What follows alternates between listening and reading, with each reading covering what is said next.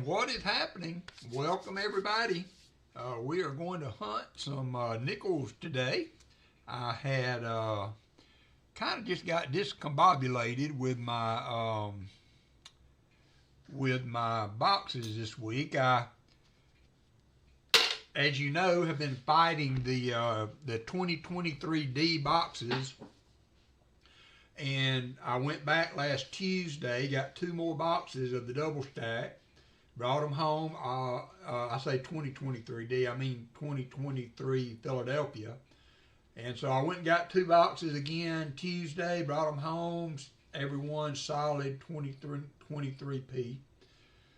And so it's part of it. So I have struggled though to take these things back, because they don't want to feed through the coin machine very well on the new coin. But the week before I had the same thing happen, and I carried them to the same coin machine and they went through no problem whatsoever.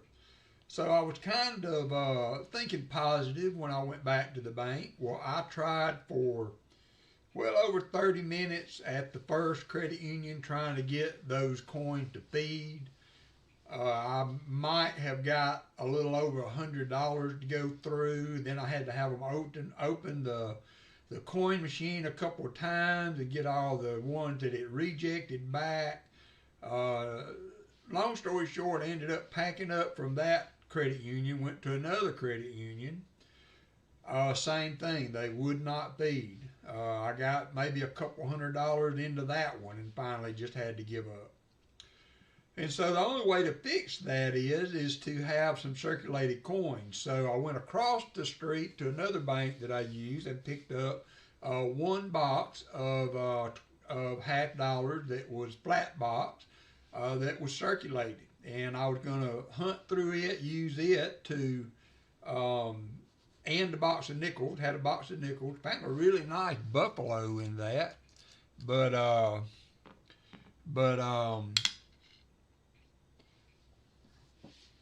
So I used that box and the nickel box, and I was able to get the rest of my coins through and recoup my $1,000. And when I got that 1 box, I didn't have enough money on me right then to get 2 boxes from the flat box bank, but they had 1 more, and so I thought, well, I'll go home, hunt this, I'll get up tomorrow morning, get these circulated back into the coin machine, then I'd run back to the bank again and get that other box. Unfortunately, somebody else had came in and gotten it. So there I am without $50. That's why we are doing nickels today. And so with that being said, I did pick up a box from 2 different banks. So I have a box from Loomis, not necessarily Loomis, the bank. My goodness. Oh, I'm sorry, the light hit that wrong. I thought that was pennies for a second. Anyway, so I got a box with the holes in the bottom of nickels. And I also got a Brinks box that are laying sideways. So I thought it would be interesting that we could do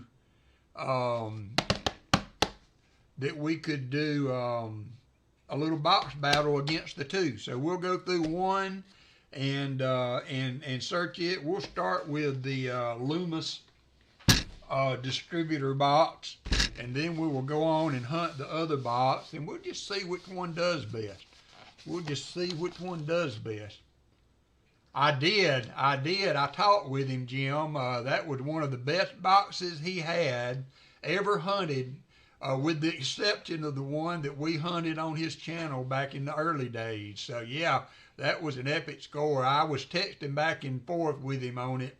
I knew that video was coming. I went and watched it the other day. That was definitely a great score on his part. Oh, and by the way, you will notice at the top of the chat, Pa Spare Time, as you guys know, lost his son Adam 2 or 3 years ago, and every year he does a huge benefit auction for the Arkansas Federation for Suicide Prevention, and that is going to start today.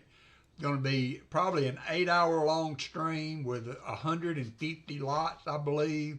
So if you guys have never participated in that auction with Pa, there will be some stuff going for low numbers. There will be stuff going for high numbers. But everything that is sold will go to provide support for suicide prevention. So if you guys would like, you can check that up at the top for Pa's stream, some information on that. And I hope to see you all there. So that being said, let's run the chat and see who all was here. I see 23 people in today. So let me see. What do I need to do? Oh, yep, there it is. I see Chicken Man, Christopher Ty, Dad Spare Chain, JC Like Pam, Jim Thompson, Martin Bowen, Robert Bruce, Shell Bell, Silver Serpent, Sky Quest, Tom Thumb, and William E. And we are going to get her going. He was hyperventilating for sure there, Jim. He was definitely hyperventilating. All right. Let's see. There's mine.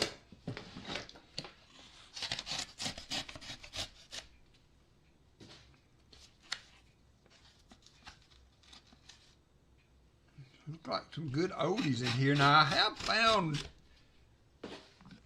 some good nickels in these type boxes. I don't get them very often, but I was able to get one from the bank this time.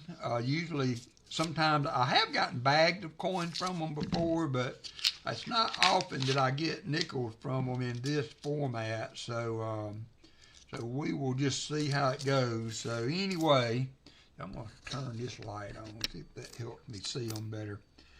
So that's where we're at. Jim Cantor, how you doing?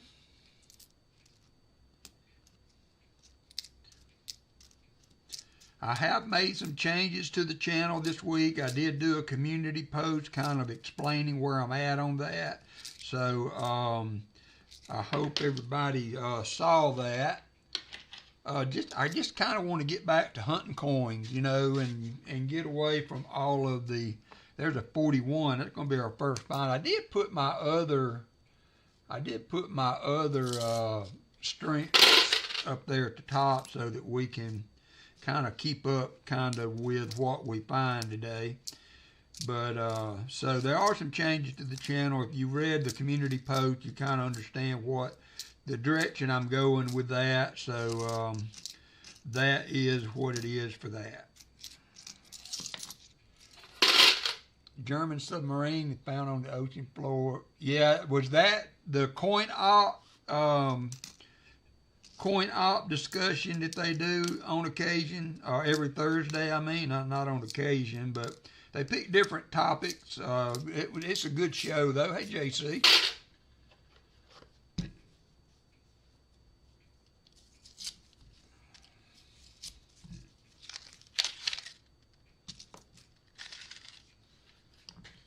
So yeah, we'll be doing a box from Brinks and a box from Loomis today and see what we can find.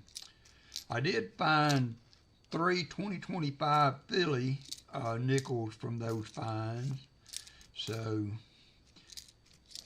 that was in the Brinks box that I hunted with the other $50 box. I should be able to get hopefully the my boxes again.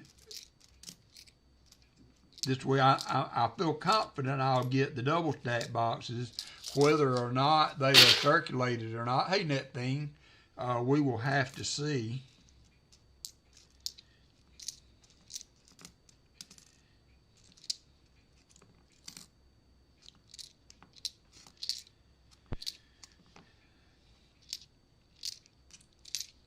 I was going to do a box today for Dad Hunts Coins to that came out on Thursday, Robert, when that video or live stream ran.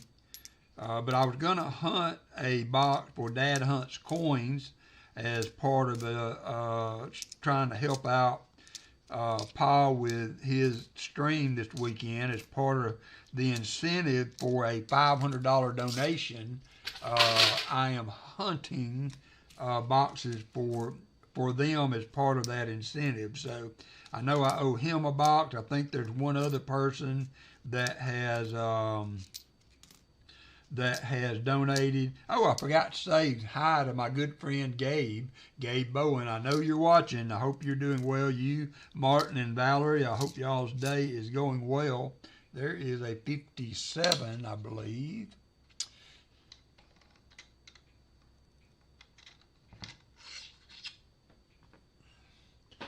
Also, the teller at the credit union gave me a bunch of steel scents that they found on the magnets. She said if there's somebody that they hold all of the Indians' head scents they find. So, but she said they never said anything about the wheat scent. So she's going to start keeping those all for me. So. And they did give me one Indian head. It's beat to heck and back, but it's an 1891 Indian head that came out of the coin machine. I got a bunch of steel cents. If you watched my shorts video that I did, I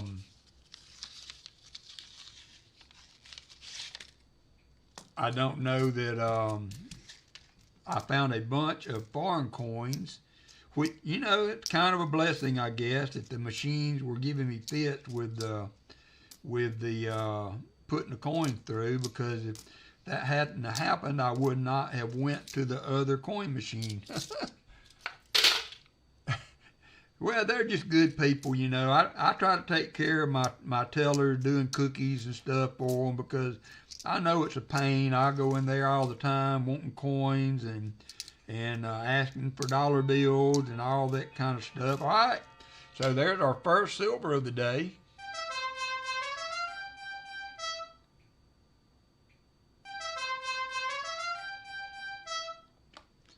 First silver of the day is going to be a Philadelphia from 1944. Philadelphia from 1944.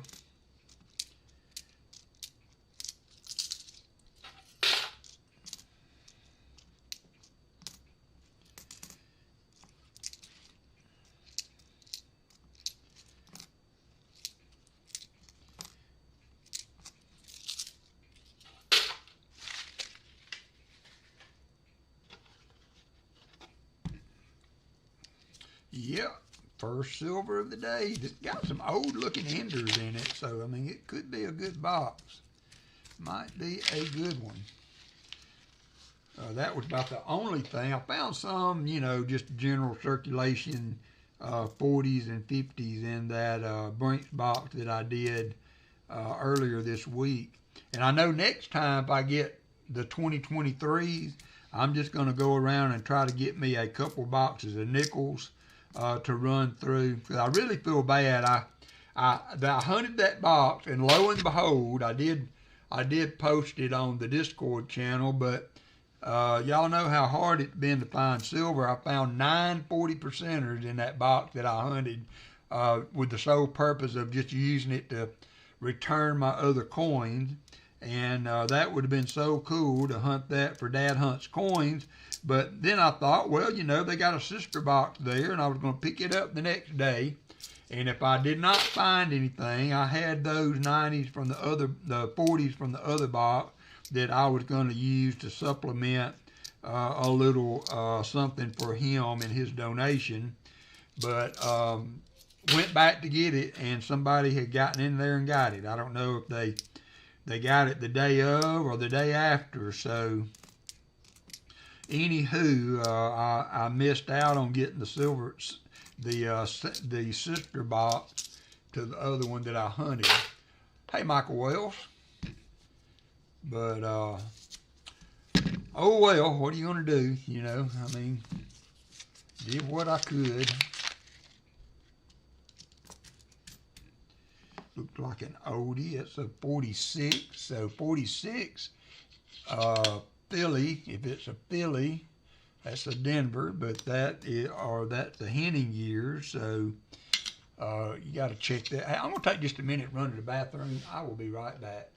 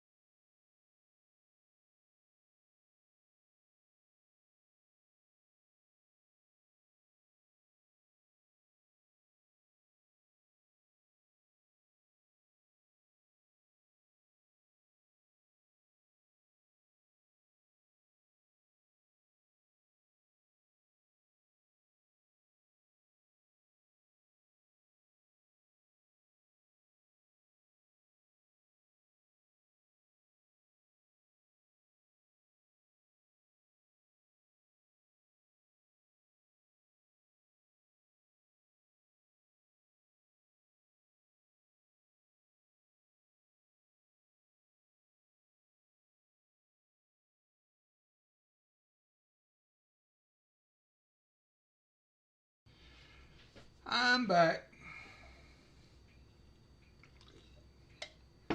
So we are right at about a month away from the show in, there's a 1940, the show in Eastridge. So we have had so far, it seems to be a pretty good turnout. There's a 59 of people that have expressed interest in coming. You know how things are, life goes on and gets in the way, so we're hoping that those that have said they're going to come are going to come. Friday we will have a chance to kind of meet and greet. I have reserved the conference room at the Wyndham, Baymont by Wyndham Hotel there in Eastridge, and have quite a good group that are coming to be there. I hope there is a 41. That's a good roll there. We're going to hunt some coins. We got people bringing $50. We got people bringing pennies. We got people bringing nickels. So there should be a bunch of coins to hunt. And we got about 4 hours. We'll do something, maybe order pizza or something like that, and have supper there. And then show on Saturday, and then the show is open Sunday. If you have interest popping in on Sunday, you can certainly do that. And also on all the shipping items, I've got some, I will get everything. William, I know you have a wallet going with me. I'm going to get all of that shipped out this week, all the giveaways that I have for some of the other streams that I still have. There is a 58, ooh, that might be a 38. That is sometimes it's hard to tell. Yeah, I think that is a 38. Now we are in need of a 38D for the album. That's a funny looking 3. I wonder if that's some kind of error. Don't really know. I'm not well versed. That is a Philadelphia, so it is not one we need for the book. Okay, Martin. Martin is doing a series of large notes, Federal Reserve banks, and he just got his Federal Reserve notes, rather. He just got his latest addition to that. Let me see.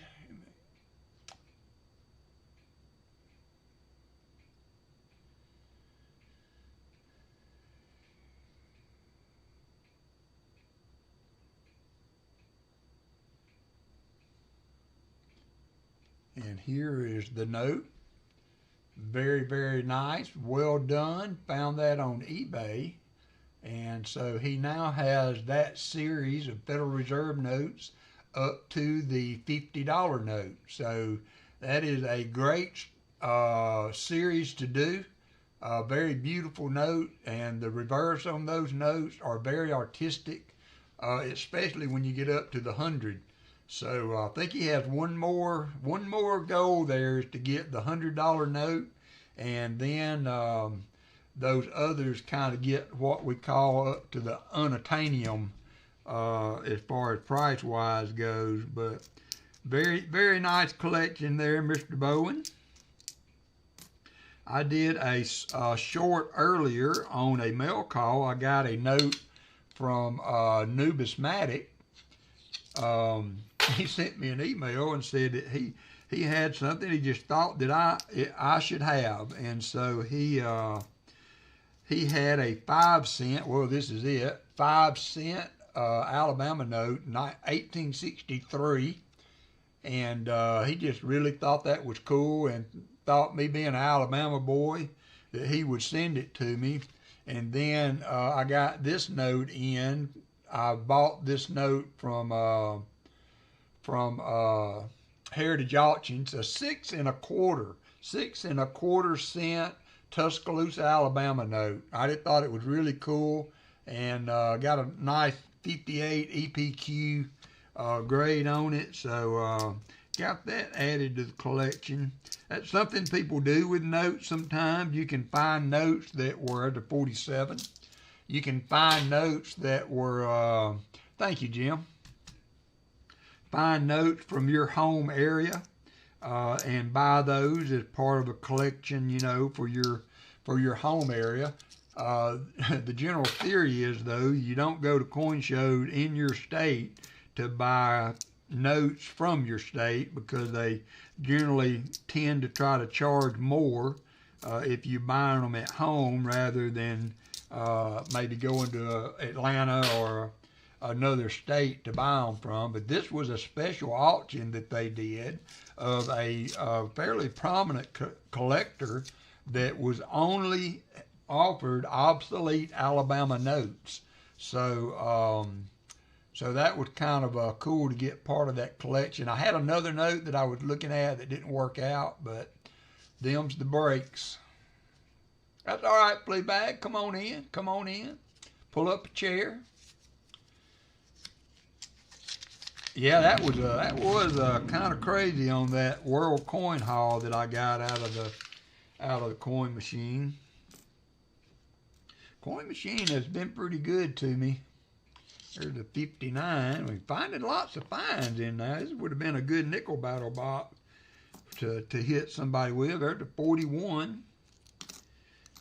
So I in my past experience with these boxes, the Loomis boxes with the holes in the bottom have generally outperformed by far the Brinks boxes. I kind of figured that would be the case today, but I thought it would be interesting to give it a whirl and just do an actual. Now we're gonna make sure that we are done by the time Paul's stream starts. I don't want to bump into him today. And is Rick in? How you doing, Hunting Southwest Ohio? If I missed you coming in, you don't see you. So anyway, if you're here, Rick, welcome. Glad to see you. But yeah, I don't want to bump into Paul's stream today, so we are going to stop at whatever point we are at as we get. There's a 47. As we get toward the end, if we don't have both boxes hunted by then, we will just call it quits and go over there and support Paul today. So. Then we have Hunting Southwest Ohio tonight. Copper Owl Sunday. Copper Owl has been absolutely killing it of late. Hey, Hunting Southwest Ohio. Killing it of late on his channel. Really on an epic run of silver the last couple of weeks. So if y'all have not bought Rose from from Copper Owl Coins in a while, chances are good for silver over in his area right now, if the recent boxes are any indicators.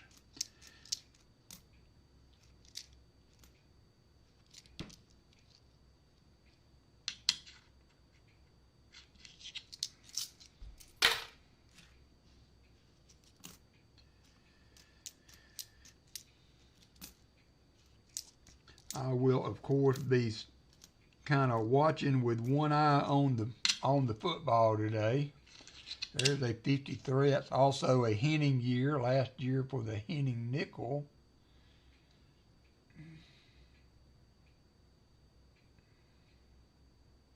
I'm going to weigh that one.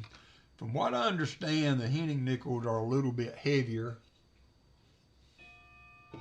Heavy Arrow Archer had a good find in the coin return. He found a 64 Kennedy in the coin return, 4.96, so that is not a Henning. It was kind of hard to tell with that. There was a little bit of a defect there on the R. That's one of the places you look for. But yeah, Heavy Arrow Archer found a 64 Kennedy in the coin return. There's a 41.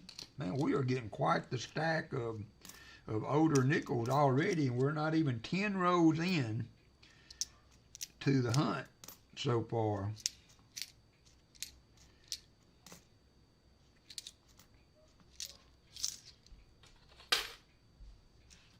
Yeah, I finally made me a cheat sheet over here. I went ahead and added the key and semi-key dates over there too. I should have changed my mat out to the nickel mat. No, didn't work out. We hunt halves when we can, but can't always get boxes, so we're hunting nickels.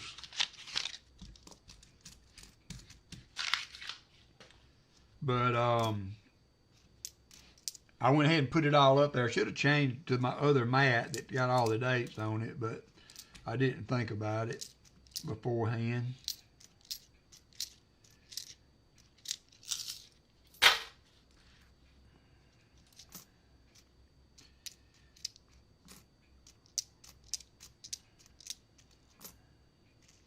Yeah, we're kind of getting to a state hunting Southwest Ohio. We just kind of hunt what we get. If we got halves, we'll hunt them. If we got nickels, we'll hunt them.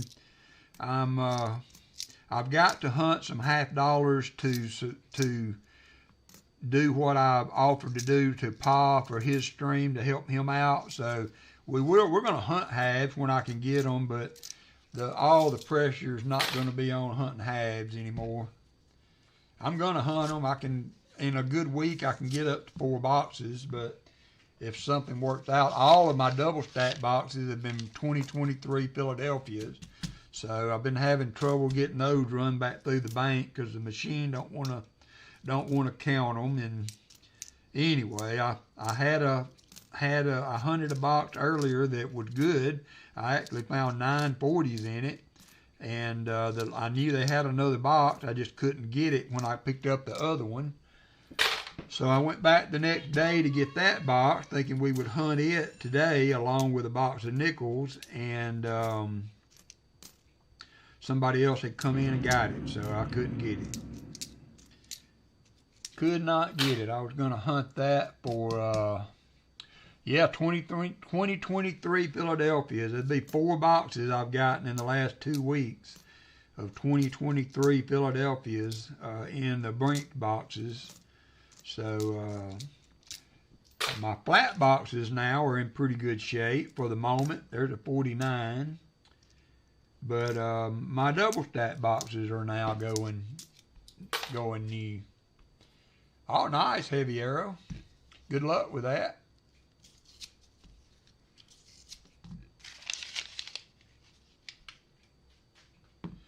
Good luck with that. Move that 4 nickel over. I'll be picking it out of there again.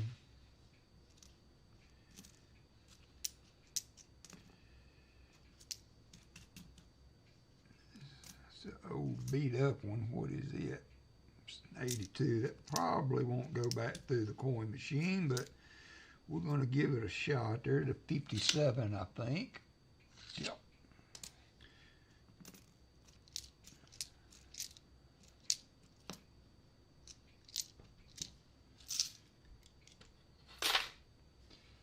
Yeah, I know.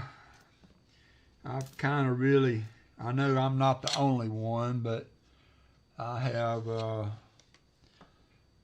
done, I think, more than my fair share of them. That's a 46 that is, weighs a little bit under 5, so that should not be a hinting. We'll look at the R just to double check. Yeah, I don't know. I don't, it's not so much getting them that upset me so much. If I could get them to go back through the coin machine without an issue, I wouldn't really care. I'd understand that just part of the grind, but having to spend hours and go to multiple machines trying to get them to feed back through is such a frustrating experience that I just don't know. I don't know how to handle it very well, so that makes me not want to get them at all. It's not the fact that they're uncirculated, it's the fact that I can't return them with ease. No super chats, no memberships, no super stickers, hunting coins. We're going to hunt coins. If we find some stuff in the box, we might do a giveaway. So just kind of getting back to what's fun.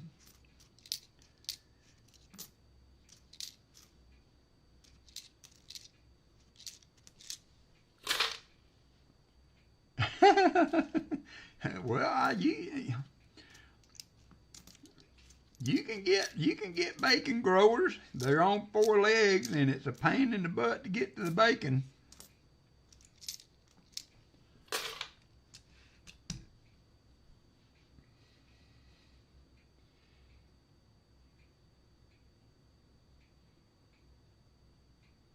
Oh man, that is great news, Fleabag. Thank you so much for sharing that journey with us and allowing us to, to support you as we can in that. That is super great news. Thank you so much for sharing that with us, Fleabag. I am so thankful that you are doing well with that.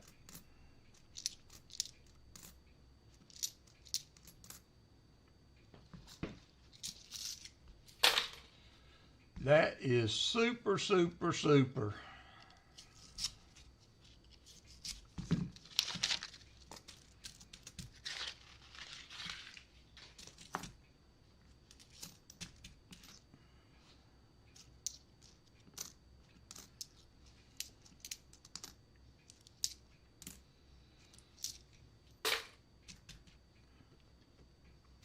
What is the schedule now for your heart?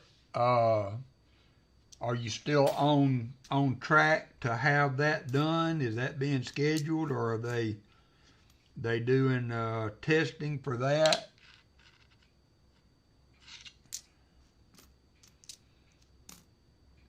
I know that was something else that you had on your plate. Hopefully they get the transfusion, the treatment for the leukemia done, and you will be able to move on with the next step to getting well.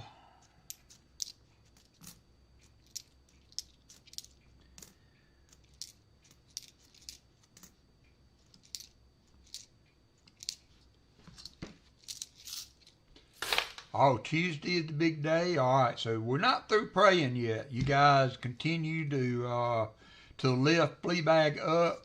Tuesday is the big day for his heart bypass. So hopefully that will be the last hurdle for Fleabag to be back on his feet and in great health and continue to be such a great part of the community.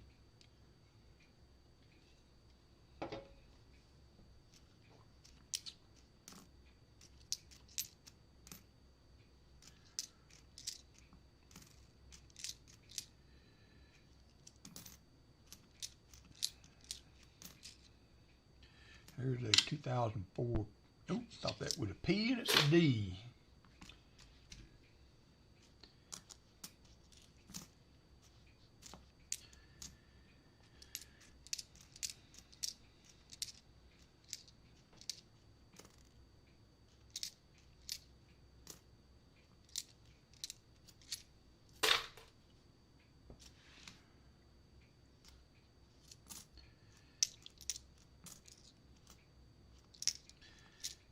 Paul was saying that he has a strained ligament or something in his knee. He's having to wear a boot in his foot or knee. Grammy had a setback in her foot.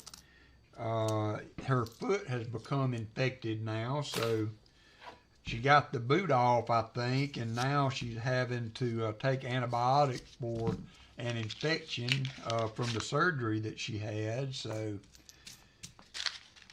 they're still going through there. Copper owl, silver owl coins.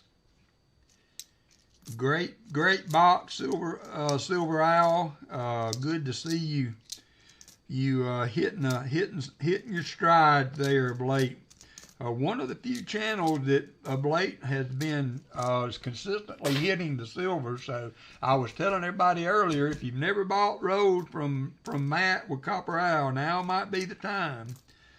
You know, silver comes and silver goes, and it might go this weekend, but right now, he is really on a hot streak. On a hot streak.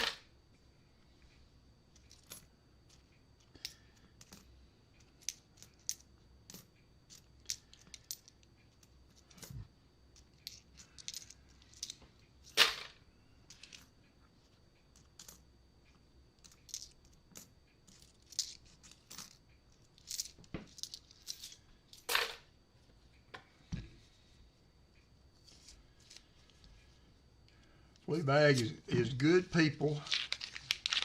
You are right, Robert Bruce.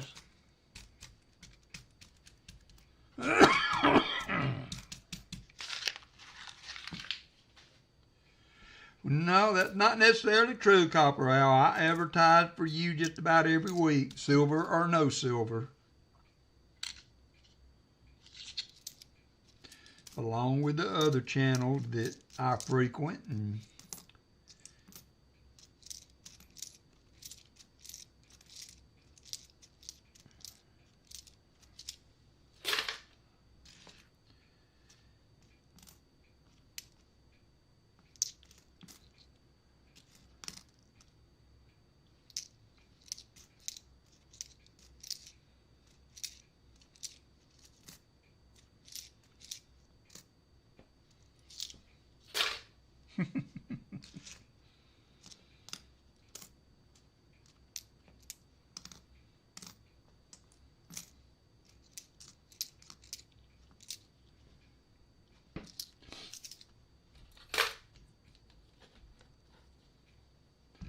yeah, I'm seeing more and more people commenting in shorts and things, and in the community posts that the banks are starting to cut them off from pennies. I know Jolly Roger had already had issues, but now is then he was able to get pennies from another bank, but now I think they too have cut him off.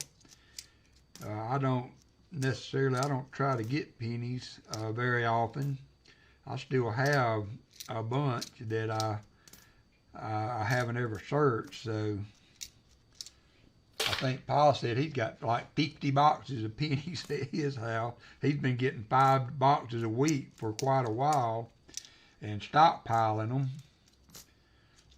because, you know, in the past when they had shortages and what have you, there are times when the bank will actually buy pennies back, coined back at a over the box price. So if you've got boxes of pennies and what have you, you might be able to sell them a little bit above face value if they become a huge issue for the banks to get. So it's a thought.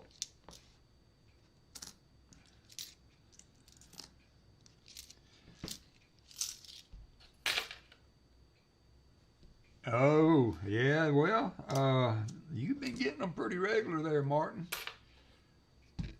If you continue to get what you've been getting, it may be worth it, but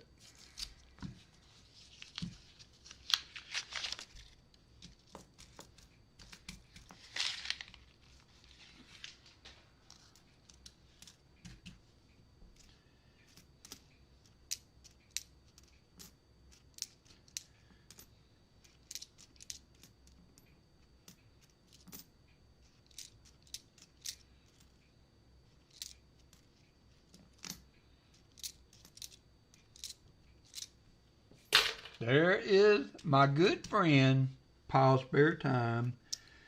Got the link at the top for Paul's auction coming up today, so I hope everybody will participate in that for the AFSP. He does this every year. Y'all know the story. There's nobody in here that's not familiar with Paul and the tragedy that they have gone through the last 3 years. So turn out today, give him some support. Lots of cool auction items that he will be offering today.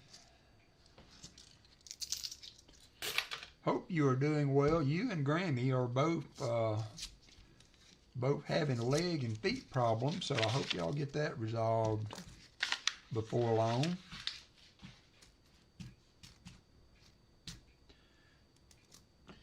there is a 46.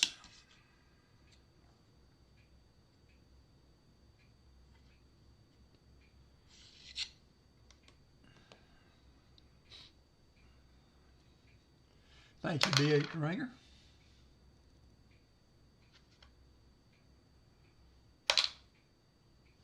$4.92.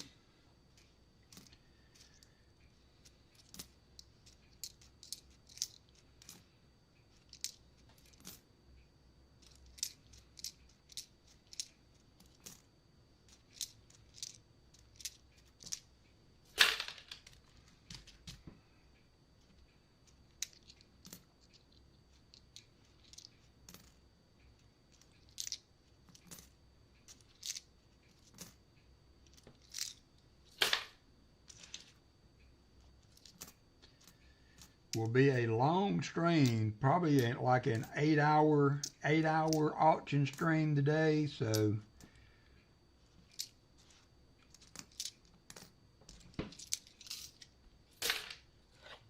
be prepared.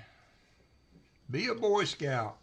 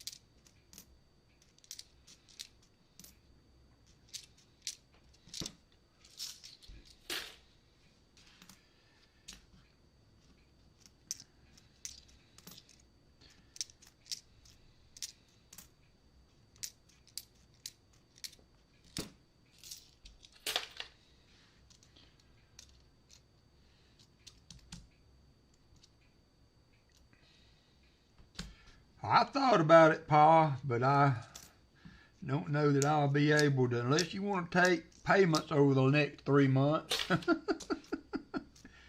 I'll be glad to, what is it?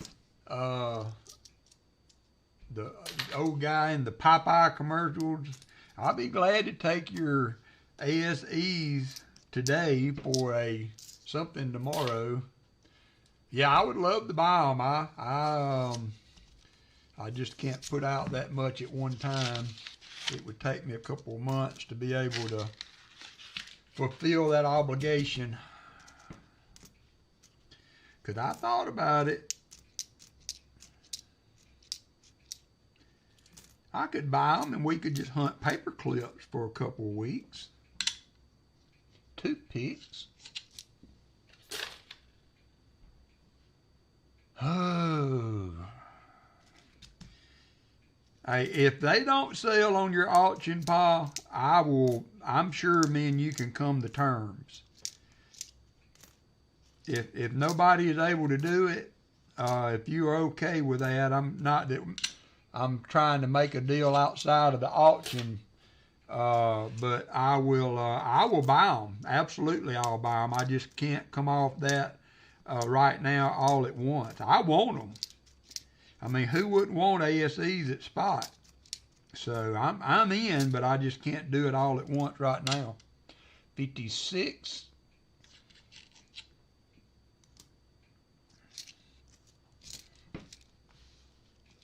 Yeah, I know. Yeah, I figure they will too.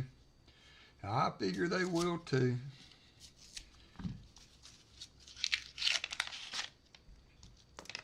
Not only that, but Paul made a point in his stream the other day that he is giving you the option to make a donation for the purchase price of whatever you buy straight to the AFSP. And if you do it that way, if you pay for your item by making a donation directly to the charity, then you can deduct that on your taxes. $1,300, I believe, Jim. I might be wrong on that. Now I have given blood before for a note, Pa, but or I kidded around that I had to, but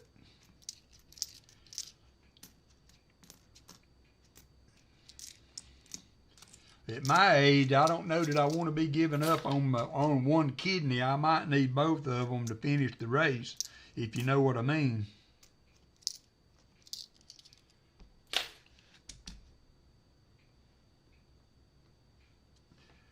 Well, I'm just glad to see you did well, Copper Owl, and very, very well deserved, my friend. You have definitely killed it. You have definitely done well the last few boxes, so I hope that means good things for you. 1,800. Okay, sorry about that, Paul. I wasn't trying to undersell you. I wasn't trying to undersell. I was trying to remember what you said. So, yeah, we're at 1,800.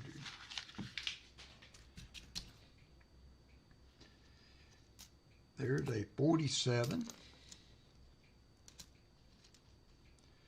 We did find a 44p war nickel right there at the beginning, so we got silver on the board.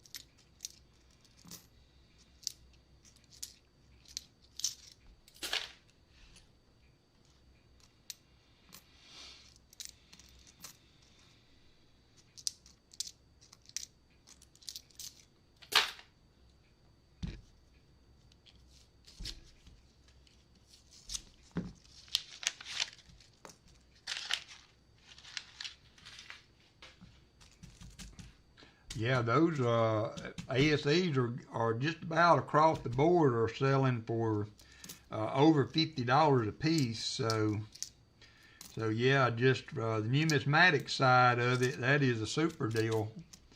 Super deal.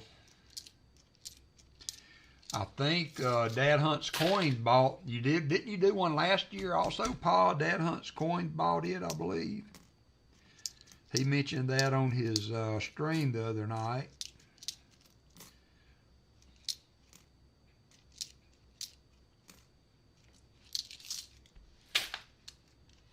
Oh, nice, Robert.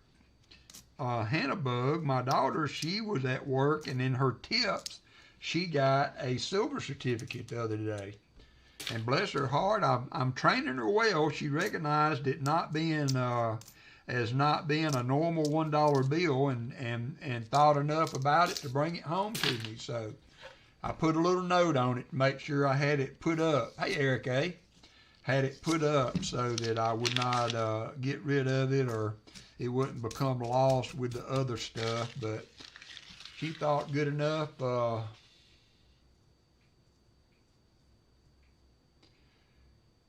Oh, okay. All right. I got you. I thought, I could have swore he saw that that it was an ASE book, but being wrong for me is not to be unexpected, so I stand corrected. Great deal, though. Great deal.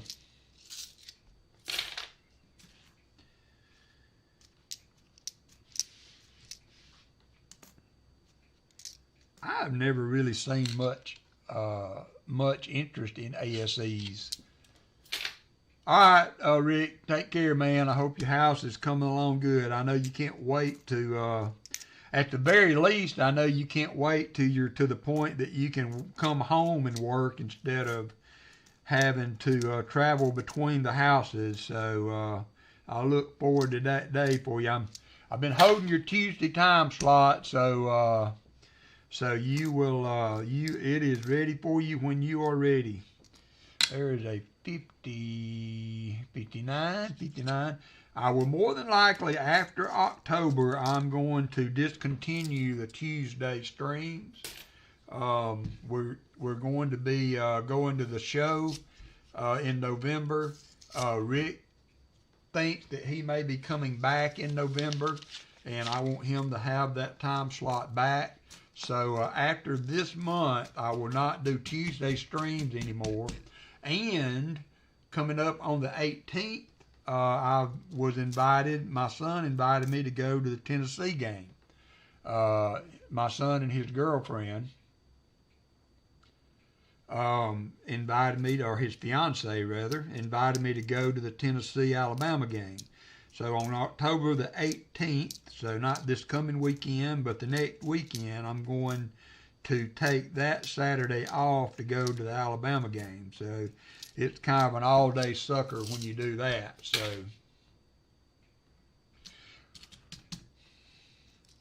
So we will stream next weekend. As long as I got stuff to hunt, can come up with some things to do on Tuesday, we will continue the Tuesday stream. And then after this month, we would get back to doing Saturdays only.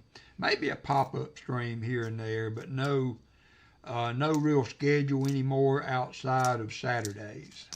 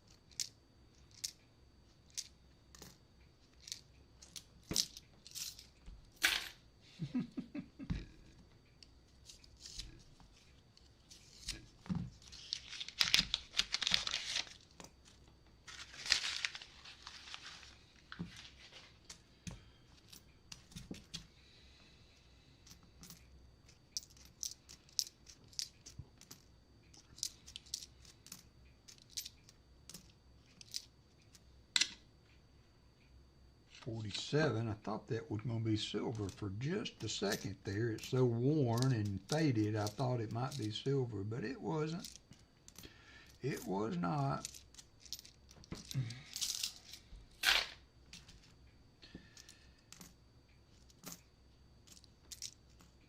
Here's a 59. I think this box is going to beat the socks off the Brinks box.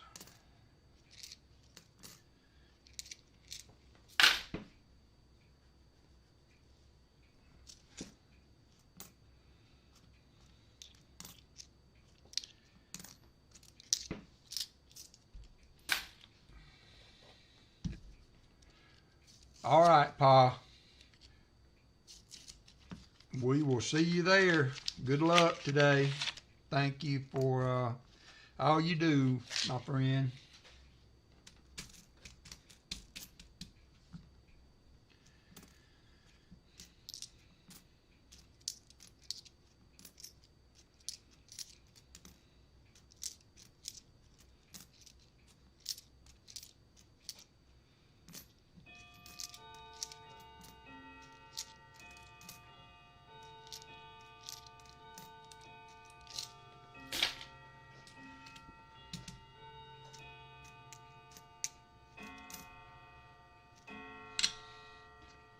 All right, there's a 39. So 39D is also in need for the old album. And it's a filly. It's a filly. But an oldie. That's 2 in the 30s, I believe. Got several in the 40s, got some 50s. Got the war nickel. There's a 42. That not silver, doesn't look silver, but it could be. That is the transition year.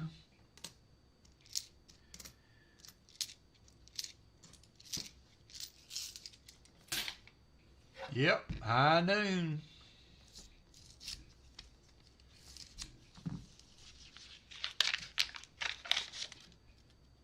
I found 3 dimes in that nickel box yesterday. That is something else that's different between the Loomis and the Brink boxes. I find a lot more of other pennies and usually pennies, but I actually made a profit on that box. I found 1 penny and 3 dimes in the box. So usually I have found multiple pennies before in the Brinks box, but the Loomis box is not so much.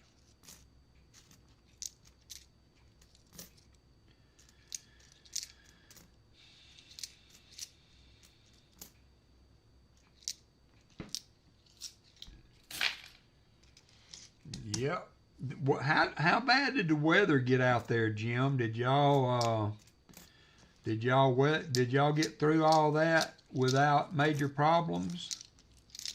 I was worried there for a little bit. Hey, Lisa D, that it was going to get you pretty good, but it seemed like it veered away at the last instant.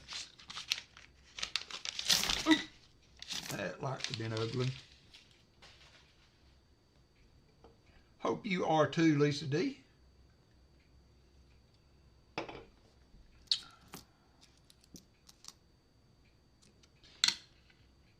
1940. It's dirty, but it's not too bad a shape. 1940 Philly.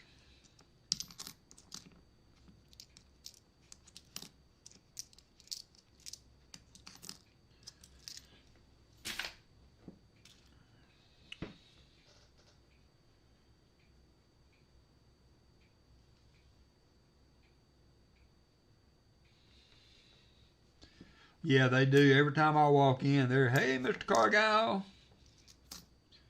There's another 1940. That one is 46. That is, I think, 46. 46 Philly.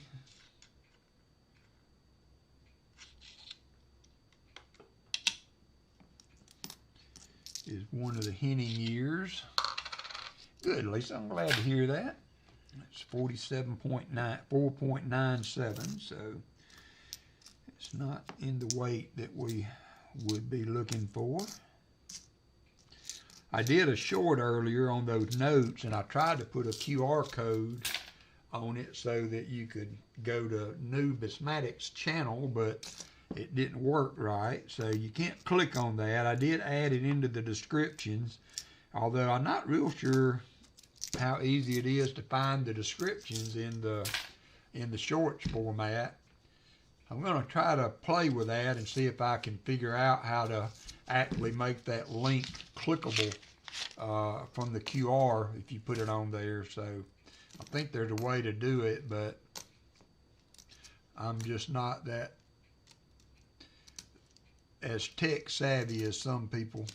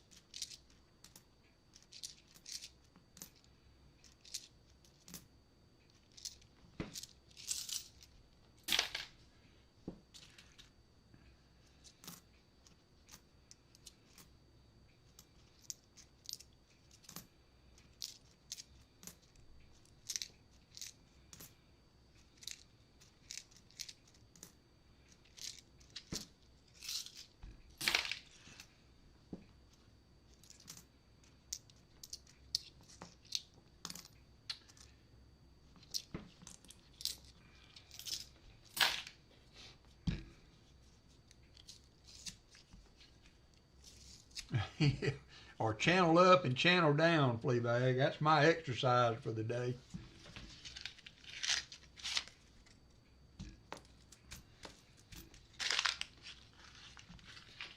I did get out and cut the grass. Hit all the high spots anyway. Not that that's any kind of exercise, but hopefully that'll be the last time for the year. It has been so dry here in Alabama.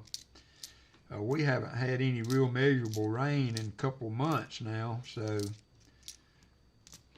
not that I'm wishing for a hurricane or anything, but a nice tropical depression would bring some welcome rain in.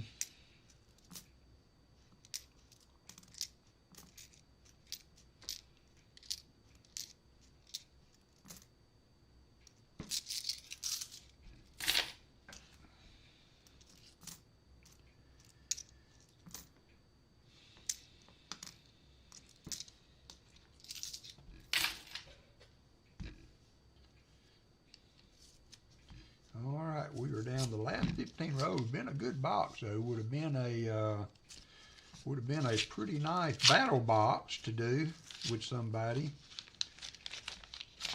As I said, I'm not expecting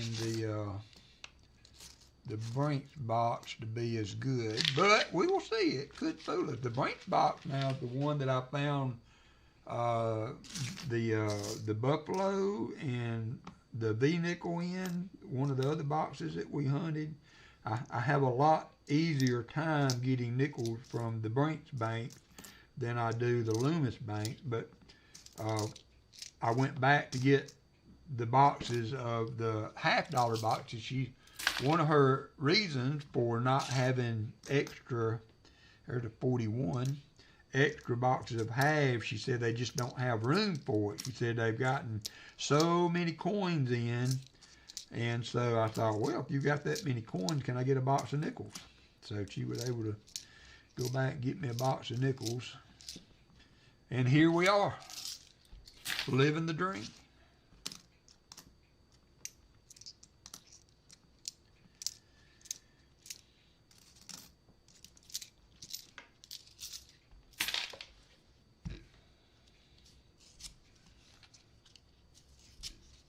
Yeah, that was extremely generous of NIFCs to send me that note. That was pretty cool. If y'all haven't seen it, I put a short out today for a little currency, a mail call, and an auction item I picked up.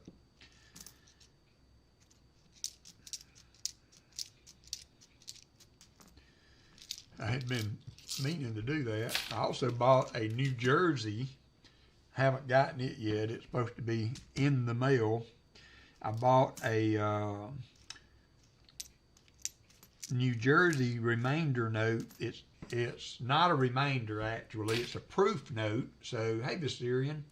So it would have been a note that was the the original for them to print the other notes from. So I bought one of those from Heritage also. It should come in the next day or two. It was from New Jersey. So I had looked at one that was an Alabama, a Huntsville proof note in the Heritage auction when I bought the 6 1/4, but it went for over $700. I kind of had to pick and choose. I had a number on that one, and if it went over that, yeah, well, pennies, to me, pennies are harder to see. The color of them, and, if they get just the least little bit of debris or anything on them, it makes them hard for me to see. I can't see them as well. I can actually see dime better than I can pennies.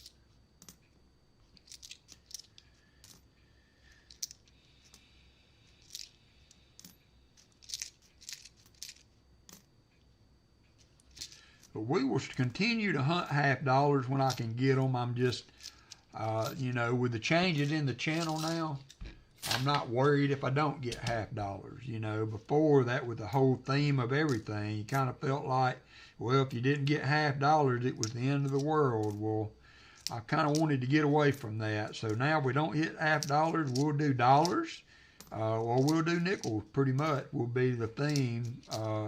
outside of half dollar hunt.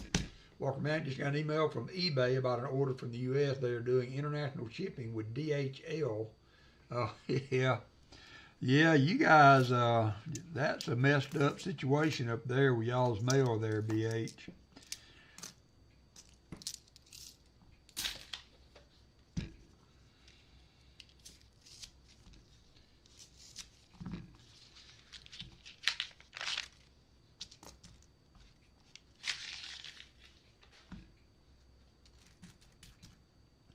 That is messed up. There's a 41.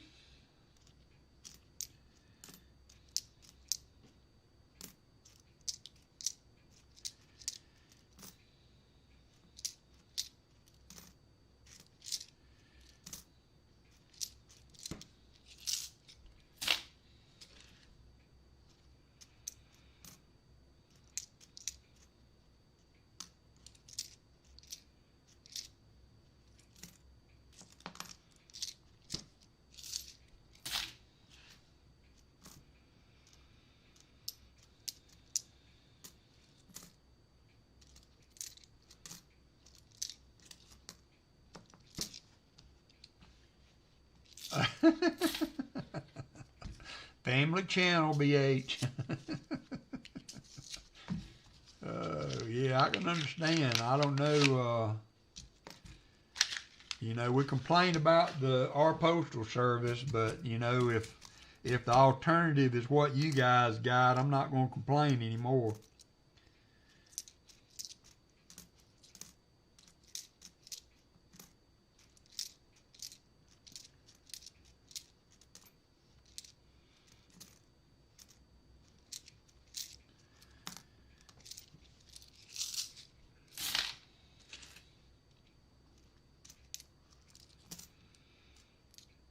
$58.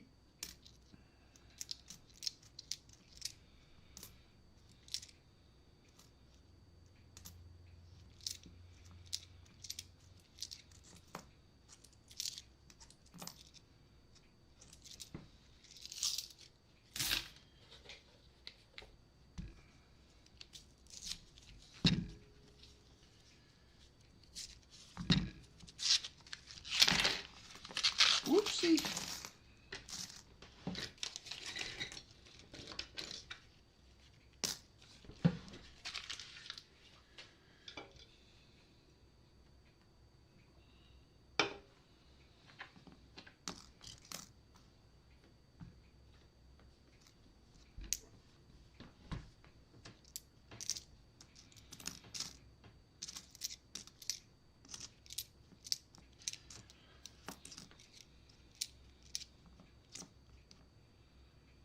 $46.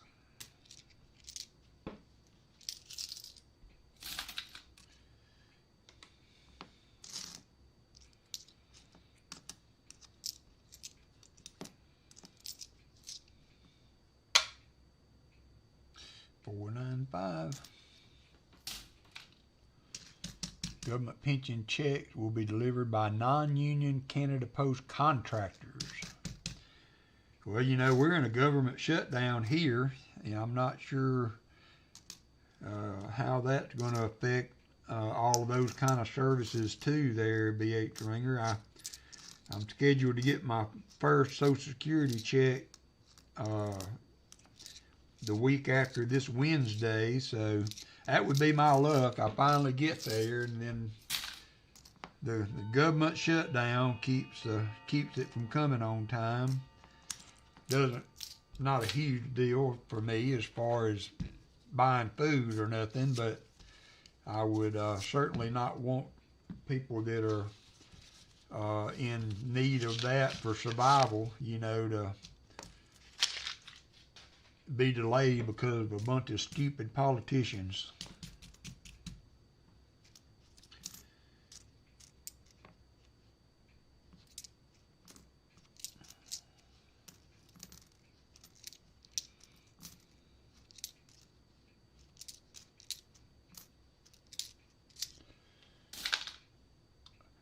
Yeah, they started that this year. That is true, BH Ringer. They did. That was a change that was instigated this year on those two that they're going to go. And mine is set up to direct deposit also. I didn't think about that. But there's some people that don't, that can't do that. So there's still people out there that's going to be expecting a check from the government to pay their bill or buy food with.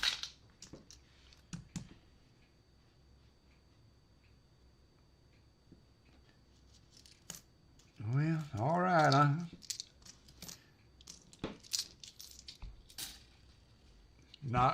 I see that, Jim. Yeah, I don't want to start a big political thing. I probably should have kept my mouth shut on that, but it is a frustration.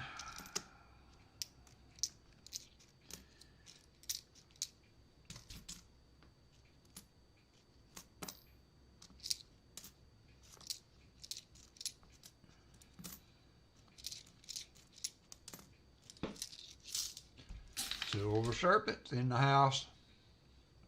Yeah, I forgot about the direct deposit. Mine's going to be direct deposited also, so.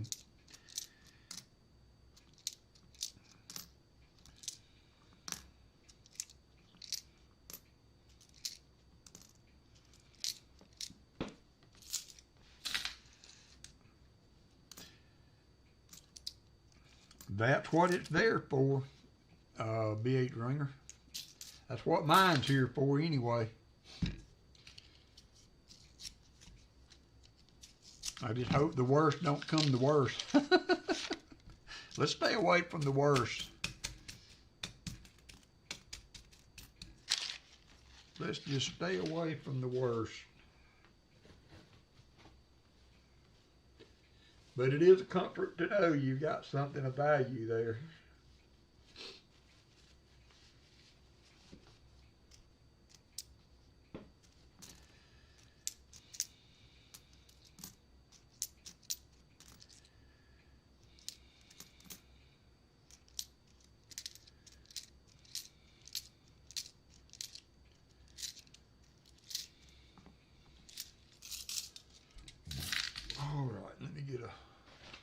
Put a lid on it.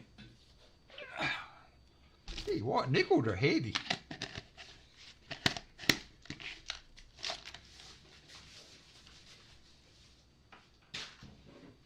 I made a few changes in the coin room. I pushed everything forward. If you're noticing a difference in the background, how that looks.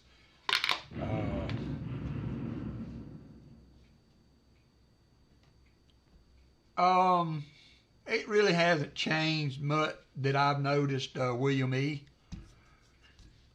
Prices and stuff have gone up, of course, because of silver, but I'm not seeing any change at all in what they're offering.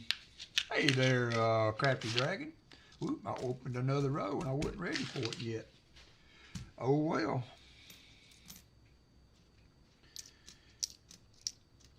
I'll tell you one thing to look for, though, if you go to a coin show. Oops, sorry about that. Some people don't take the time to go through it's a 1940, their old inventory and update their prices on the coin flips. And sometimes you can search through some of their not really out on display stock, stuck in the back kind of stuff, and find some deals. I found silver constitutional below spot just by going through a bunch of stuff and picking and choosing.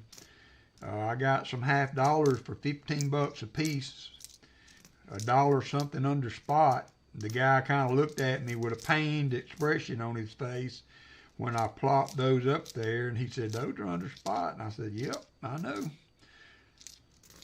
And he gave me the price on them. But everywhere else I went to buy a Walker, it was $20. They had things marked on up to adjust for the price of silver, but this guy didn't take the time to do it. So I scored some pretty nice constitutional. There's 246s in that row. For under spot by kind of looking around and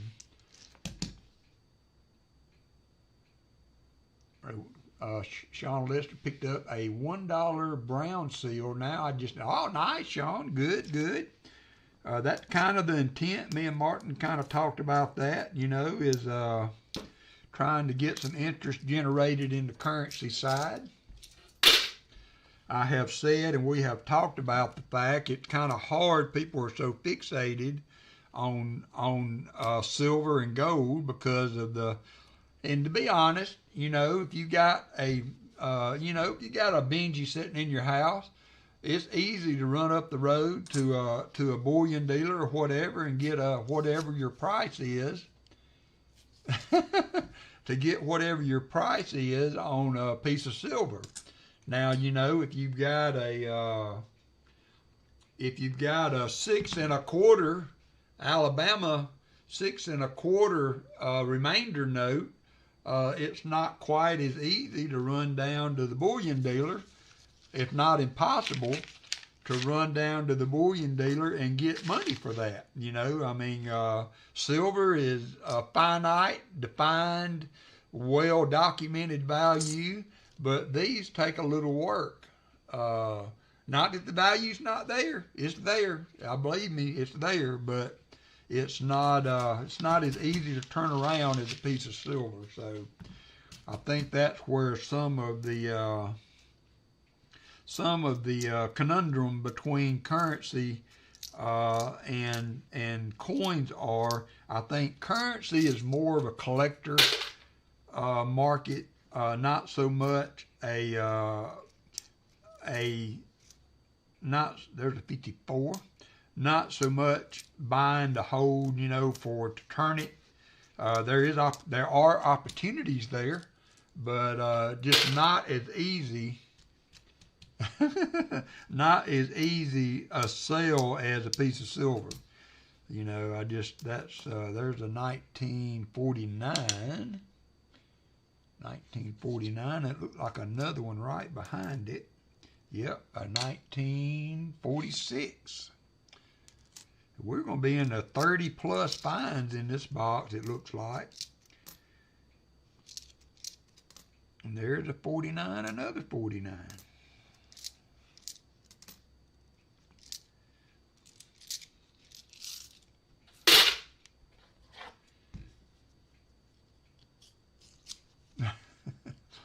Be nice, SkyQuest.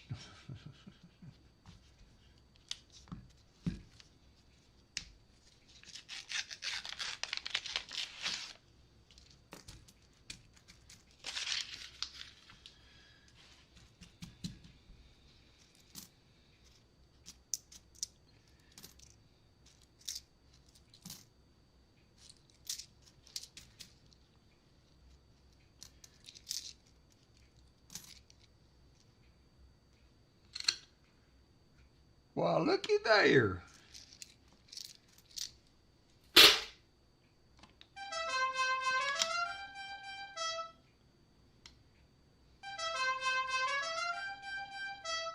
Another 44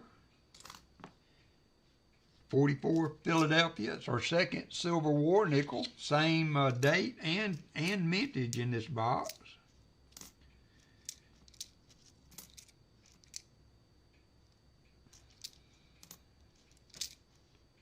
And there's a 41.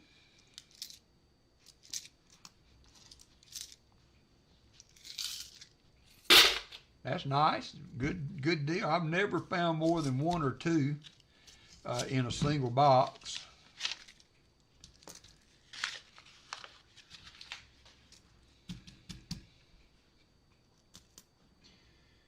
There's a 53.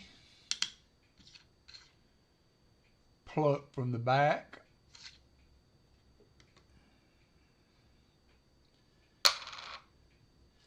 It's an even 5.0 on the weight.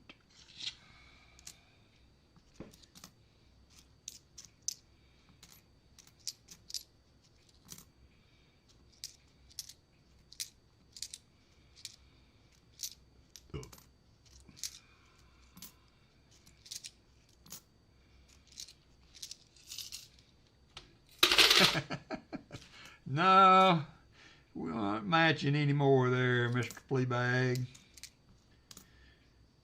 You did a great job with that, though, Fleabag. That was Fleabag's job, was to holler, match it. He never missed an opportunity.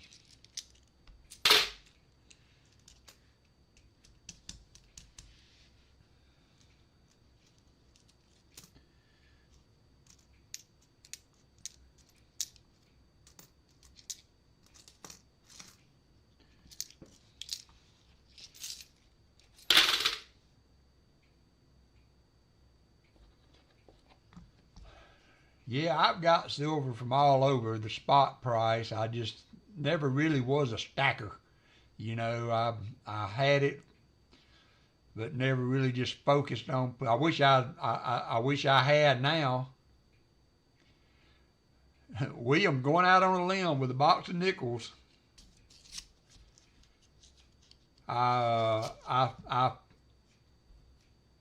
I know, Fleabag. That was your job. That was your job. You did it well. You know, I wish, like everybody, I wish I had bought more gold back in the day. I wish I had more silver now, but you know what they say, wish in one hand and you know what in the other. See which one fills up first. I'm still fine on buying silver even at what it's at.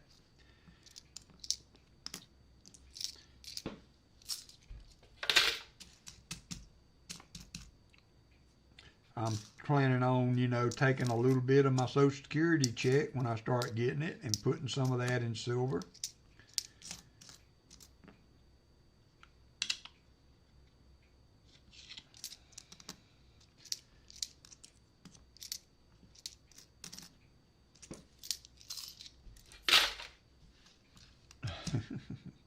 I've got some, but I don't want to really part with it. I have sold a little junk jewelry and stuff in gold. Broken pieces here and there. Yeah, really and truly, Sean, that's the whole deal for everything, you know. Just I'm not really doing it for me. From my standpoint, it's just something to pass the time with. And you can do it with a little bit of a clear conscience. It's not like some of the things you can collect that maybe have questionable value, you know. There's a 54.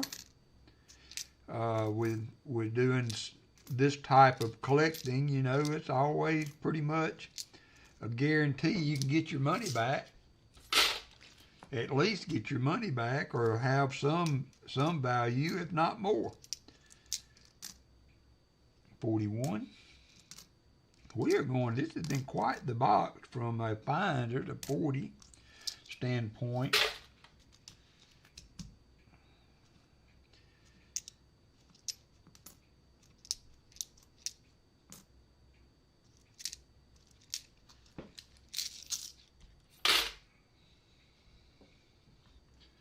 Yeah, I couldn't never,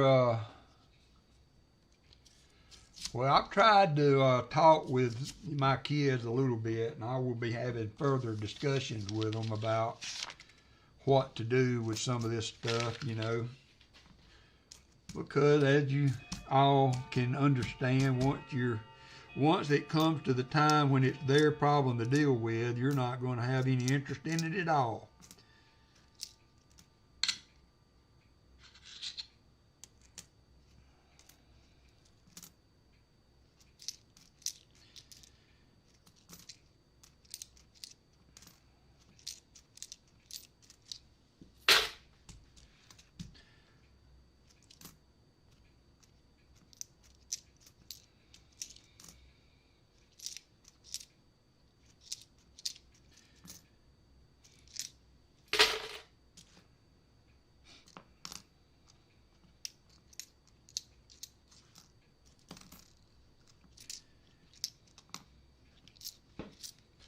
All right, gonna do it for the holy box. Let's do a little sorting here and just put them in piles. and see how many of the 40s and the 30s and the 50s we got. A box was loaded with 40s, it looked like.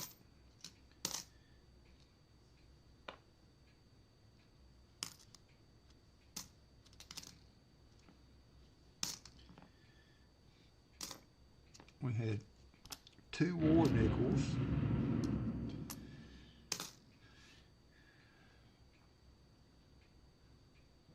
Two war nickels, that's a 54.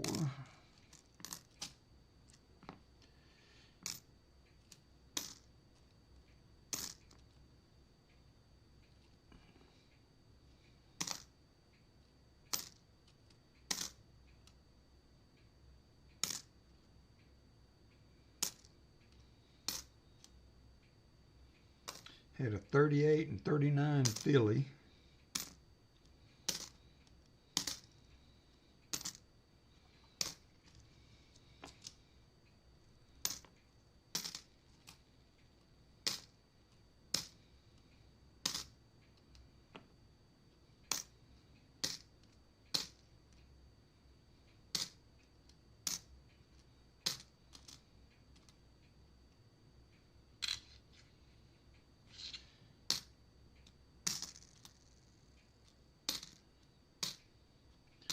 All right, so let's see, we had 2 in the 30s.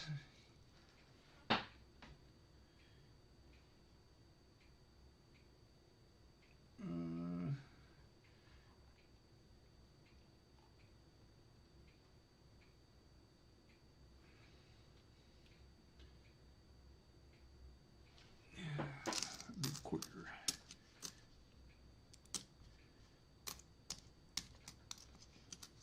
Had 14 in the 50s.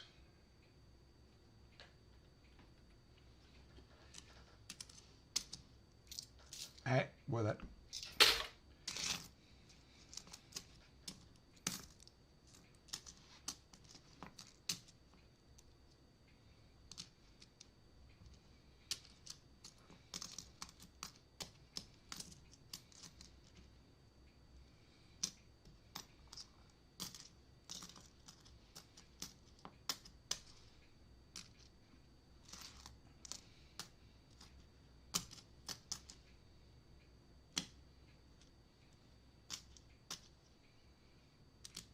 that's 34 in the 40s.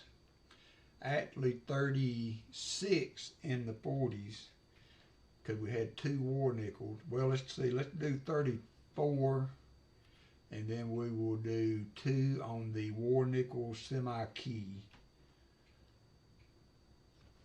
So that's a ton of fines. Ton of fines. We'll put the war nickels up there. We'll use those for the giveaway at the end of the stream. And now we will open the branch box and see what we can find in it. These, of course, are set on their sides, so they don't have the hose in the bottom.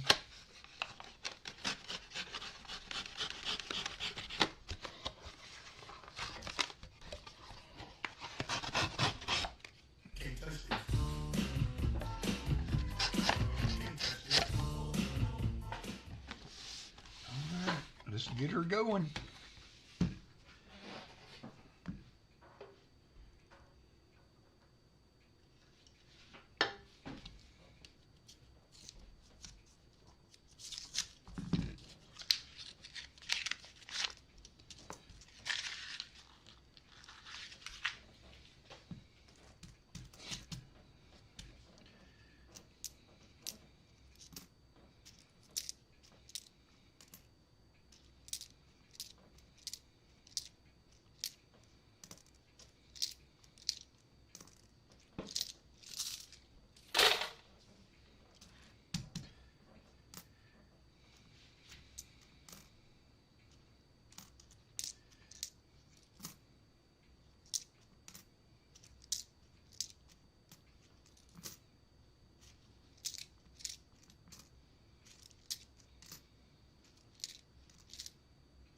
Here's our first find. Box 1 of the branch box is a 58. Hey, Downing Days.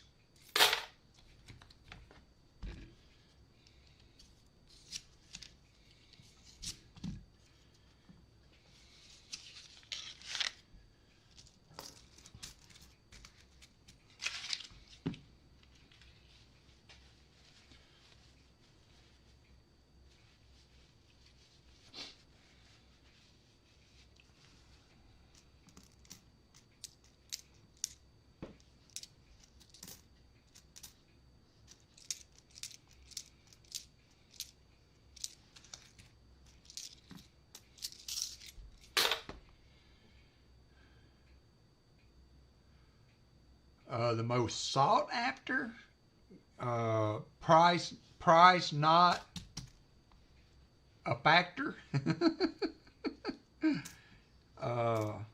You know, the educational series, the Big Chief and the Bison notes, or the Buffalo notes, or some of the big hitters.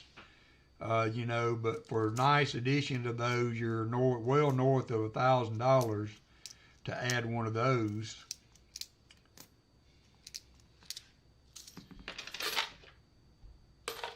The like what I showed a note earlier, Sean. I'll show it again.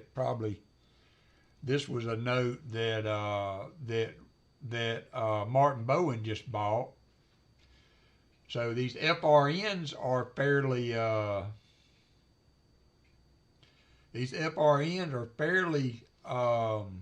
reasonably priced, you know, for less than $1,000, depending on the grade. So, but that is a great series to collect. And then there's others too, of course.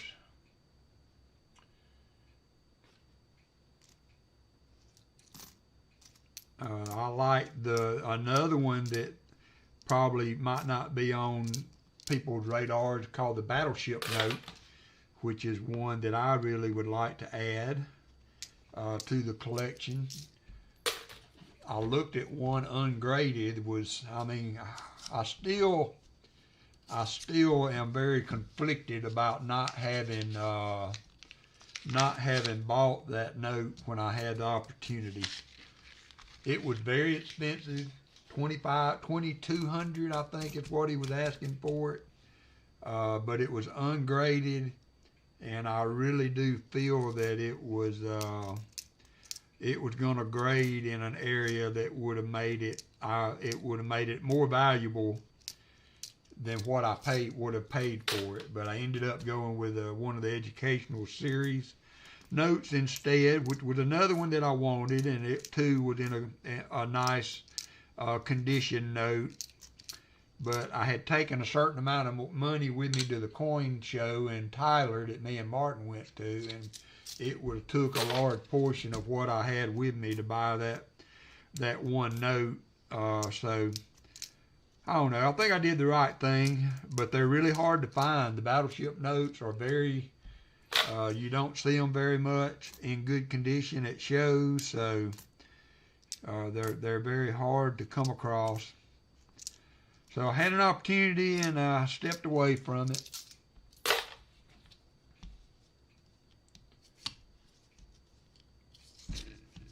I like to, and on those type of notes, I like to stay with graded notes. I feel like that note would have been okay to buy ungraded. I am no expert on nothing.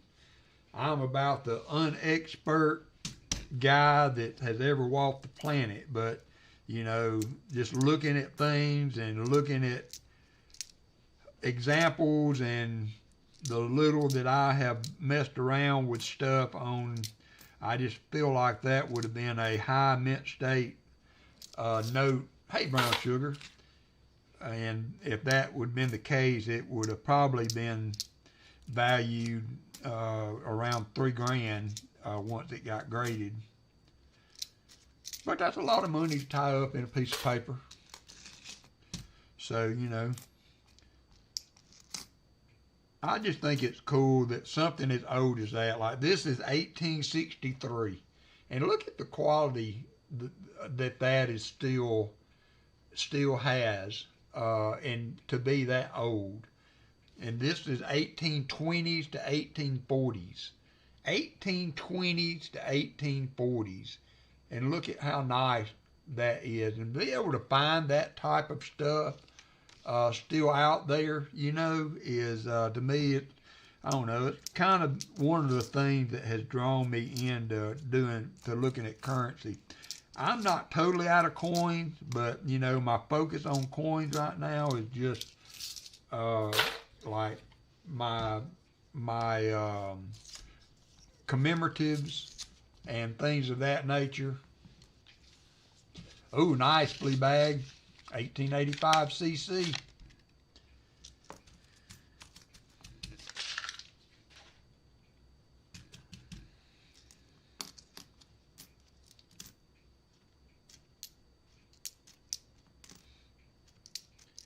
But that's the great thing about collecting. You know, you can collect the way you want to collect. You don't have to go with anybody's opinions on collecting except your own.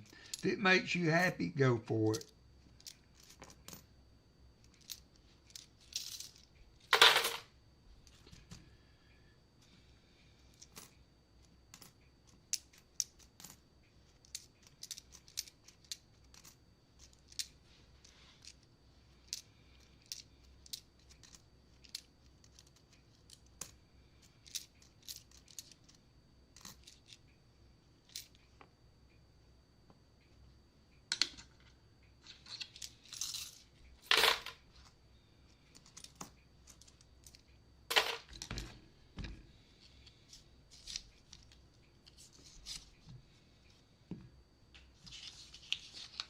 Are y'all playing baseball today, Michael?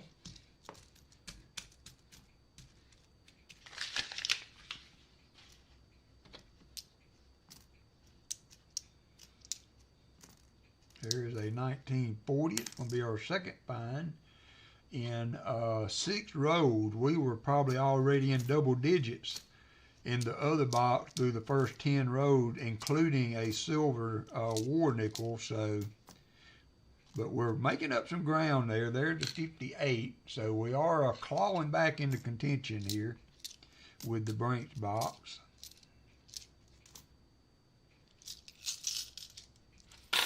Oh, just finished. All right. Yeah, those last few flea bag are very, very, very expensive in any condition. In any condition.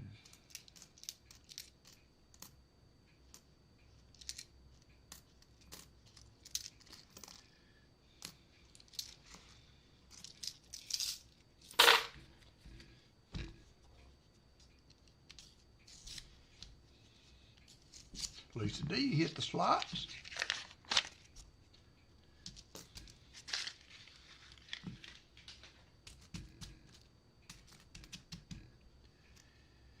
Must not have I haven't heard any of the, somebody do one of the redeems. I haven't heard any of the redeems working today. I don't know if I got the sound down or should be fine on the sound. Somebody do a boom or something, just to see if it's working. Sometimes I get into hunting, it's like my clock. A lot of times I don't even hear it chime. Okay, it's working. I get so focused on hunting and like my clock is such a background noise to me now that sometimes I don't even hear it chime. All right, we're still good.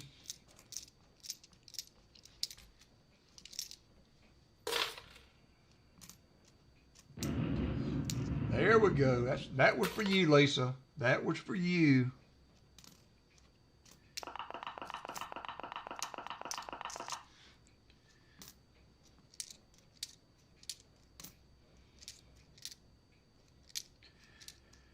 I had gotten behind on the TV show I've been watching called High Potential, so I caught up on it this week. Got on the plus side on it. I've been enjoying it. I'm not liking it as much this year as I did the original first season, but I did catch up on it and get current this week on it. It'll be football all day, all afternoon. Football on one screen and Pa on the other.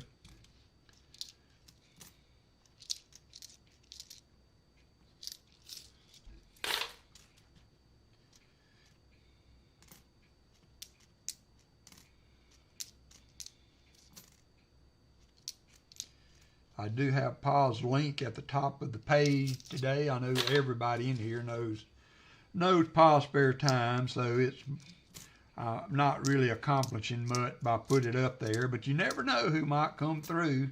Me being the early dog, that might see that and might wander in. You never know.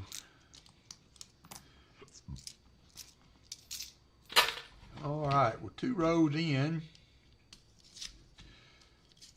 to the branch, or 9 rows into the branch box. We have a few finds, nothing like the Loomis box though, which is as I expected. But I have, and I don't know, I found good stuff in both boxes, but it seems like overall just more old nickels or what have you I find in the Loomis boxes as compared to what Brinks. I would not be at all surprised to find pennies in this box. Thank you for keeping that up there, Mr. Ringer.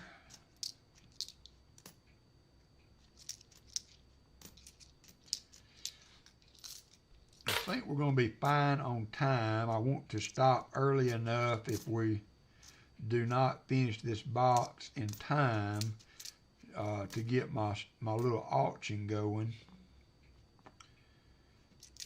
to not run into pause stream today.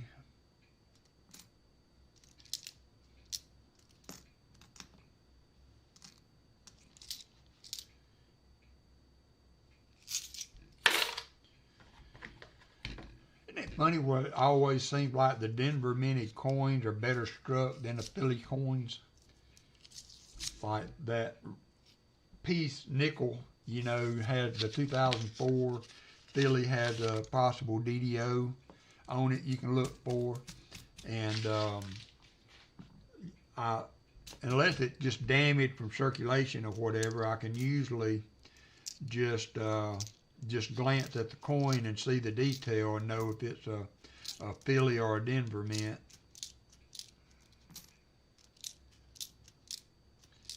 Netfiend, are you still in the chat? Are you going to the show this week?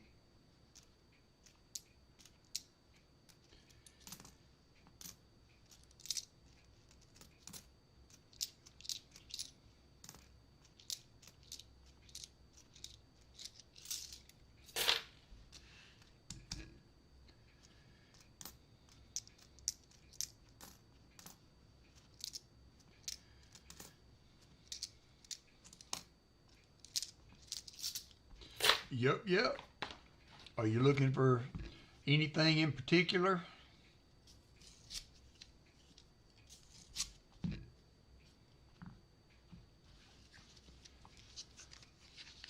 I agree, Lisa D. It's been something that he has reiterated many times since he started this charity drive every year, and then of course, you know, having had to experience that loss himself, that it just stunned him how many people have endured that kind of in the background, you know, that nobody really knew about it, and it's kind of come to light in some ways because he's been so forward with his sharing of their experience. Going to see if I can get rid of about 50 Morgans, some tubes of Barbers. Need the 1893 S still, and looking for some educational notes. I picked up the $1 educational, and I think it was a 40s grade. I got a good deal on it according to the book, so I was happy with it.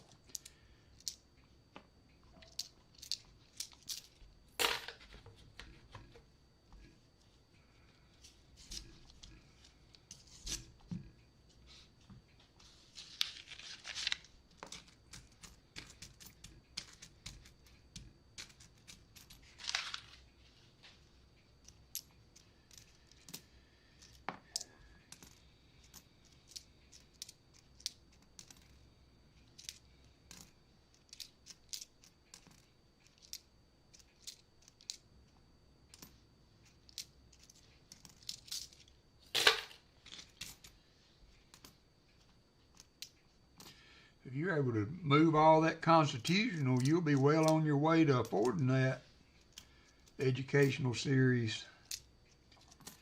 I like the reverse on that $1 with Martha George and Martha Washington on the back. I just think it's cool. But the other one I think has the guy that invented Morse code. Got like two scientific guys on the back. Samuel P. Morse, and can't remember the other figure on the back, but it's got a absolutely gorgeous reverse on it also. Another one I would like to have that's down the list is a Morgan back. Have you ever seen one of those, Net Thing? The Morgan back, I think it's a silver certificate. See, there's our first penny. I knew it was coming. I knew it was coming. These Brinks boxes have a lot of other types of coinage in there. I don't know. There's a 54, I think. Oh, 74. Have a lot of pennies and sometimes dimes in them.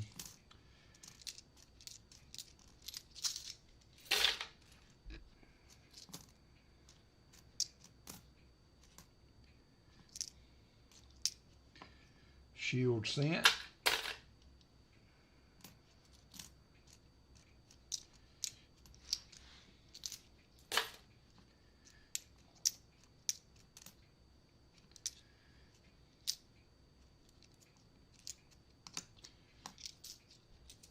Yeah, the $5 Morgan back. Yeah, that's a pretty one too. I like that one too.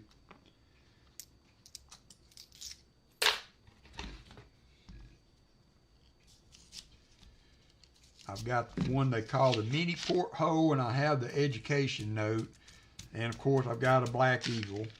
So those are kind of the some of the more desirable notes I've picked up so far. And since I bought that $2 note when I was with you, I've added 3 more of those. I'm kind of working in the background, kind of keeping my eye out for the different FR numbers for those notes, to try to put a collection of those together with one each of each FR in that series. But I haven't solely just gone in. There's Gilbert Rogers. How you doing? Haven't slowly gone into the shows and what have you, just looking for those. But that is kind of a thought in my mind to do. Oh, nice. Nice, Net Thing.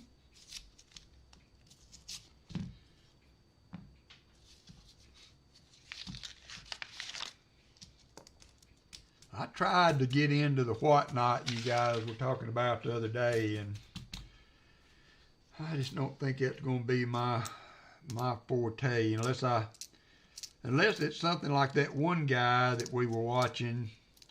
He, you know, some of the stuff that he was offering didn't sell, so you know, you could come back to that. And maybe in those instances, you know, if I could write down what he was offering and what he wanted for it, then I could have time to maybe look it up. He had a $20 gold, small gold cert like you bought from me that a while back. But I don't think it was graded, and I, of course, didn't have the FR number for it or what signature series or anything, so really couldn't see. He wanted over $200 for it, which I wasn't sure that was doable for that note without more consideration. So I just think moves too fast for me.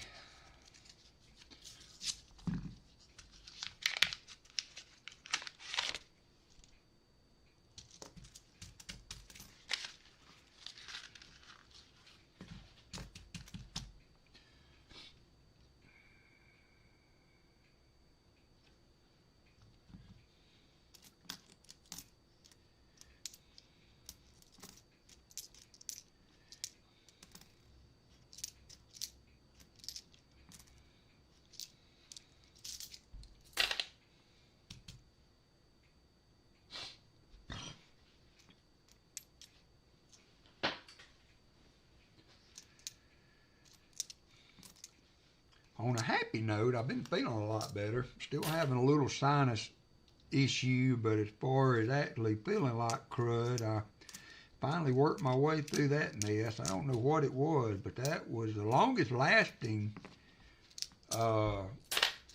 being down and out that I have gone through in quite a while.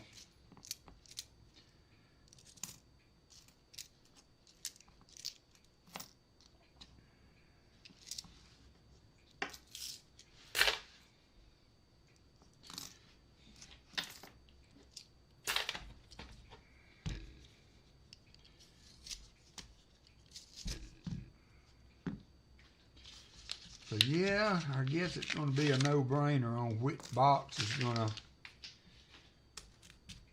would be the winner on fines.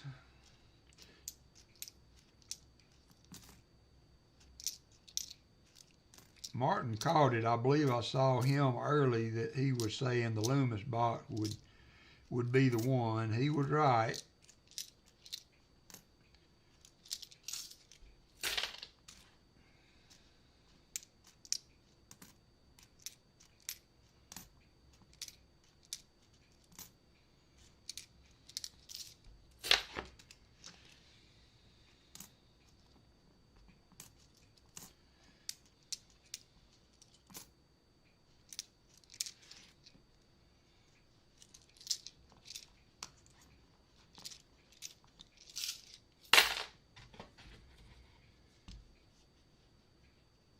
Yeah, they've got some good stuff on there. Now I'm not gonna say no on that. It does have some good stuff on there, but and like I said, if you, like Michael was saying, if you're watching it on your phone and something doesn't sell, something you could come back to, you could maybe screenshot it so that you'd have the information, and then you could come back and make an offer on it or something like that. But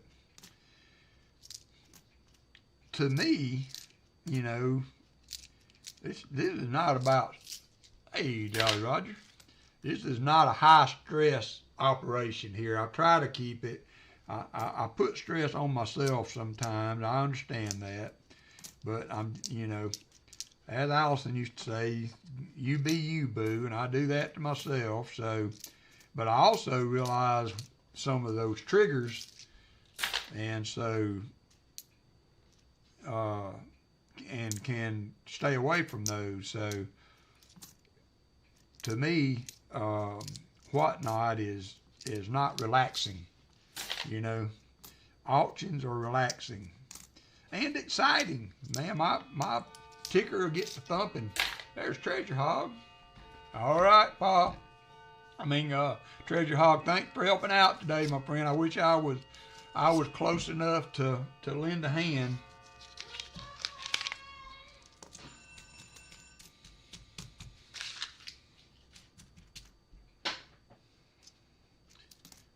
I am sure that it will go very well today.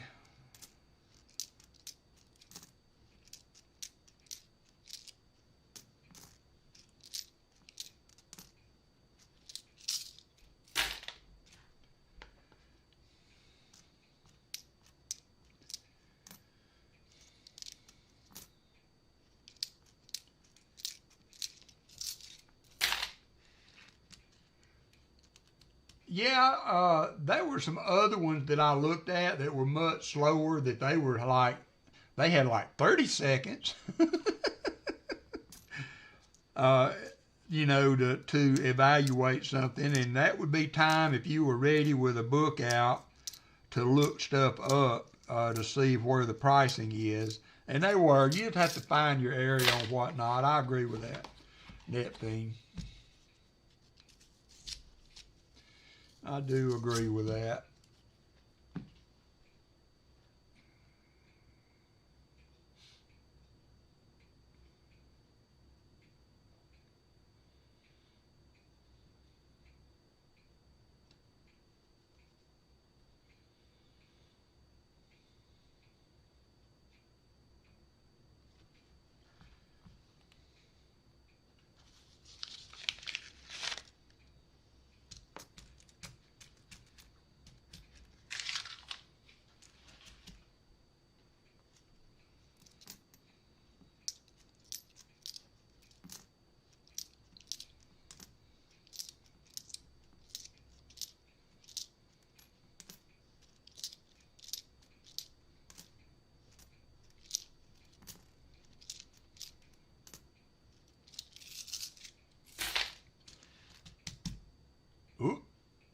Silver Serpent hit the slots.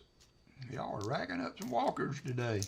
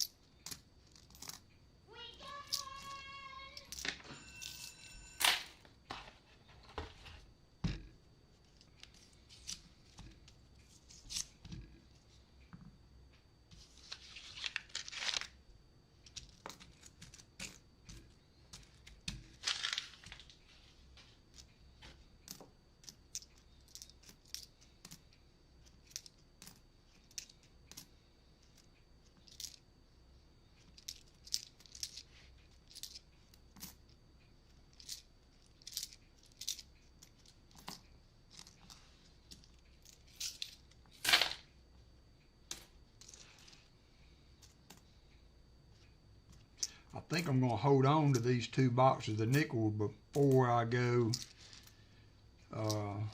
when I go get those other boxes, in case I need help getting them returned. I just thought of that. Just thought of that.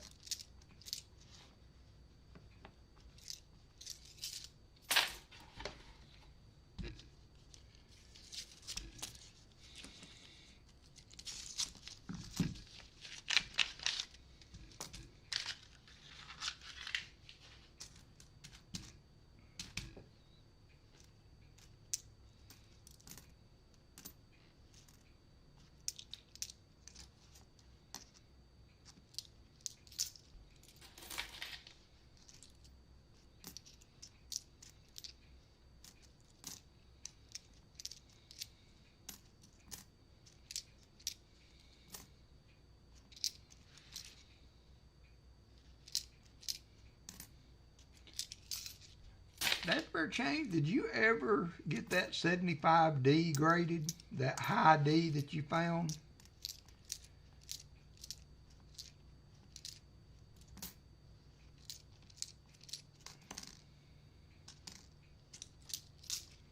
If you're still in the stream.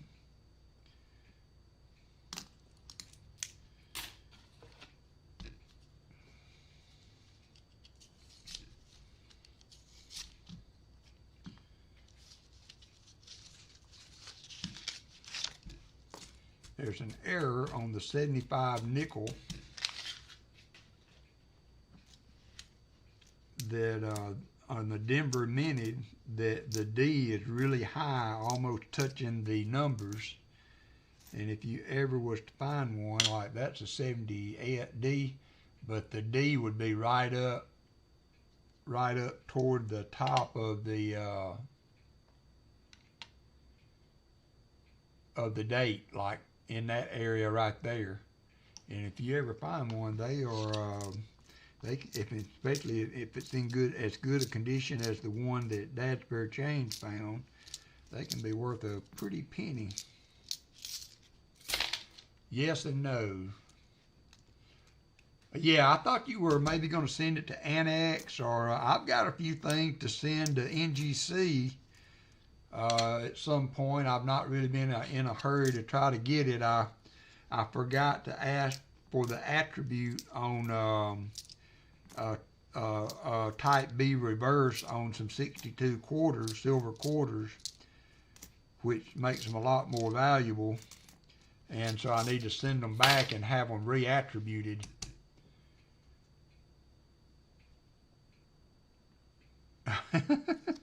Yeah, if you find one of those are very pricey. Dad's Spare Change is the only one I have ever seen found on that anybody had actually shared on a channel or whatever. Well, you know, there may be an Annex or somebody at the show, Dad's Spare Change.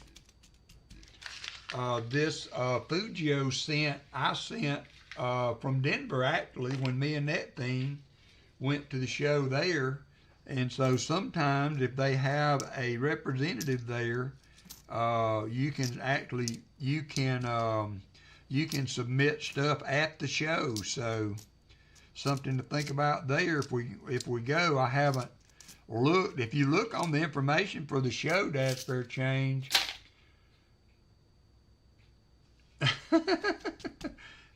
if you look at the information on the show, it may tell you if Aunt X or whoever's going to be there, and if so, you can submit things at the show. Now, if I'm not mistaken, I believe it may have been a little more expensive to do that. I can't remember what I paid for the to have that Fugio sent. But for a modern nickel like that, I will look on NGC, Dad's Fair Change, and see if they recognize that that error, and if so, you can, if you want to, you can get it to me and I'll get it sent for you.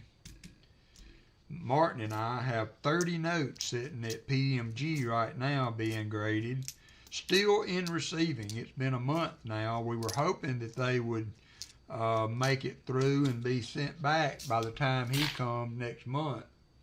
But I don't know if they're going to make it. They haven't made it out of receiving so far.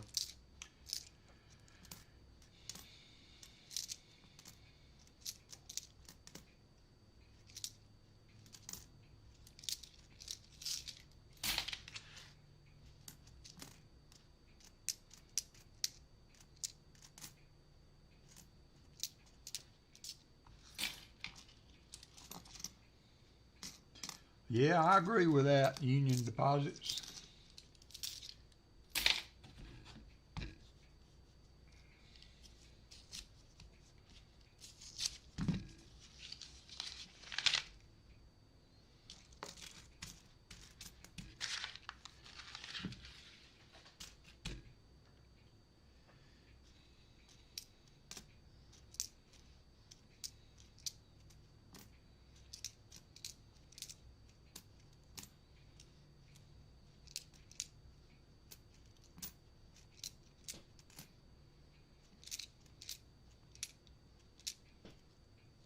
At the 41, it's going to be only the fourth find. We're halfway through the box with only 4 finds in the Brink box.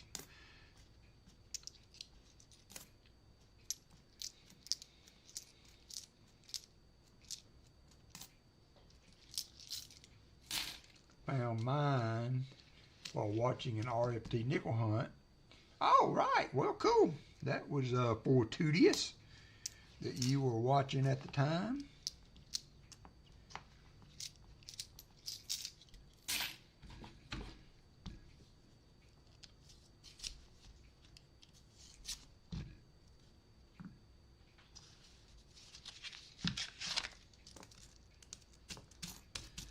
Yep, it's going to be a blast. I met Dad's Fair Change there last year. Me, Rick from Hunting Southwest Ohio, and Kevin here, he lives in Alabama also. All went up there, and we were able to meet up and have supper and kind of hang out with each other. Hunted some coins that night. It was great. So we're going to do it again. Bigger and better.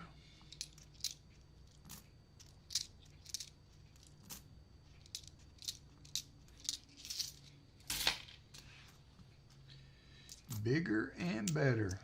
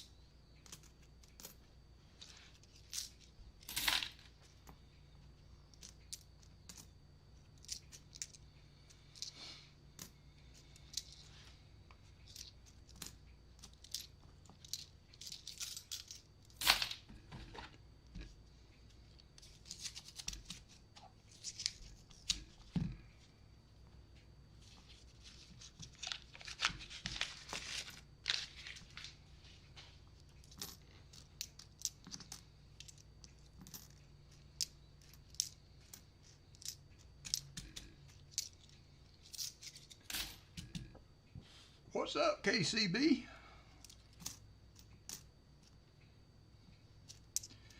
I think what we're going to do, this is obviously not going to be any competition. We're going to hunt this box till 1:30, and then we're going to stop and go on over to finish up my little auction so that we can be done in time for pause stream to kick off.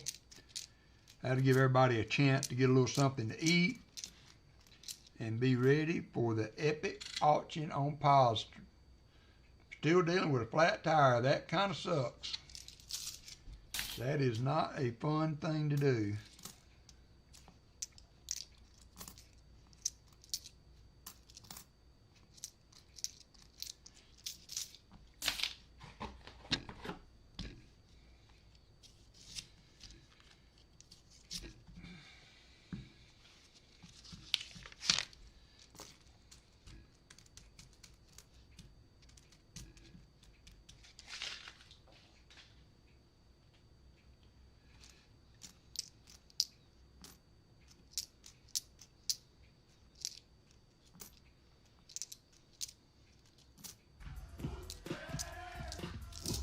Tom Thumb hit the slots.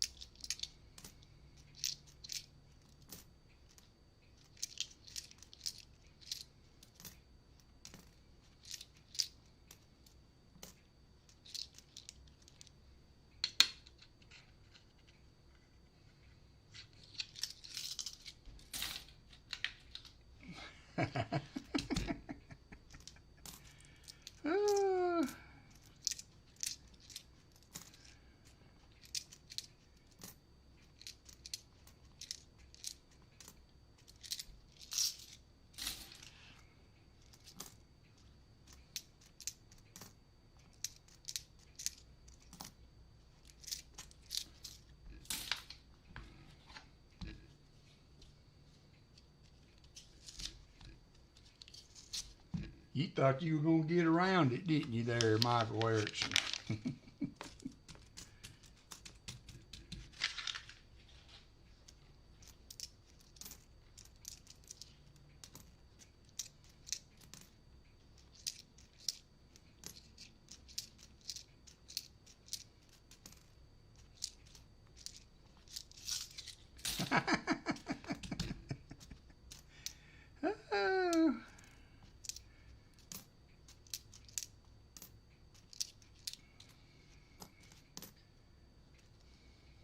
Some nice 64s. I usually don't look for the double mint mark on them. Most of them are damaged so bad it's almost impossible to tell if it was, what's up, Nick?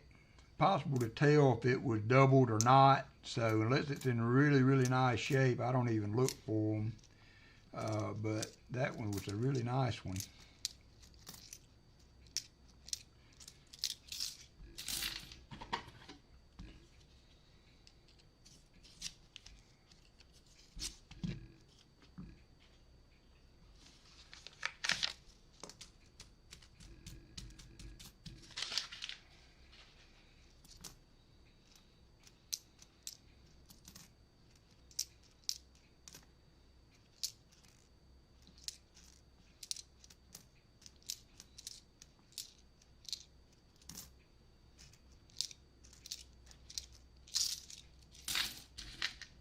Go ahead and change that out because it ain't gonna make it to the end.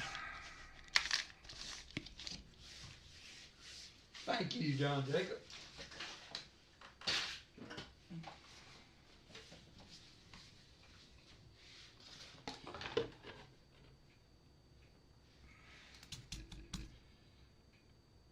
All right, Nick, I hope your legs are continuing. I believe I saw that you had mentioned that they were showing some improvement, so I hope that is continuing for you.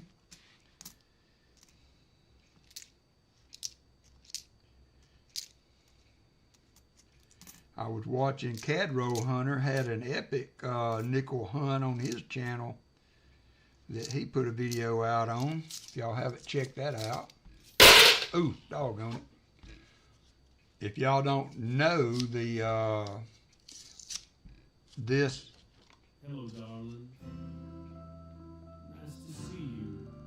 That Redeem I Do Sometimes When We Find Silver was sung by Cadro Hunter. So he was super nice to offer to do that track for me. I was getting some issues from YouTube and using it because it was not the original song, which I can understand. I guess it's copyrighted music, so he offered to sing it for me, and I've been using it ever since. Slowly getting there. Thank you, Nick, for the update. I know Allison, she fought, well, she never really was really able to overcome the issue with her legs, but I pray you have better success.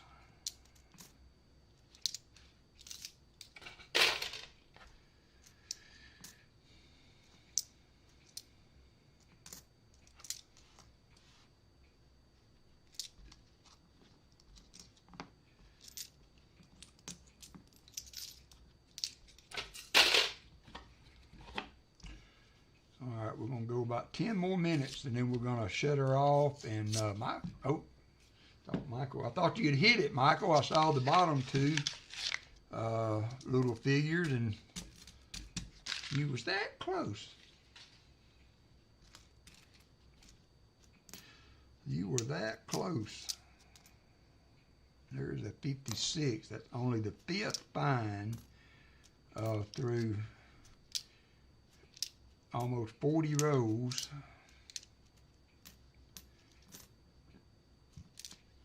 In this box.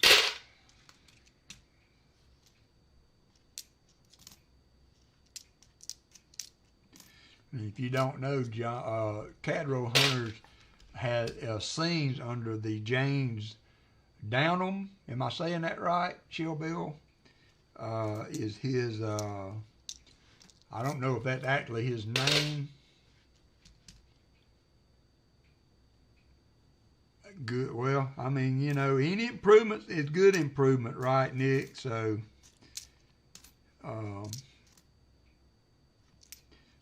open wounds are definitely not something you want to be hanging on to.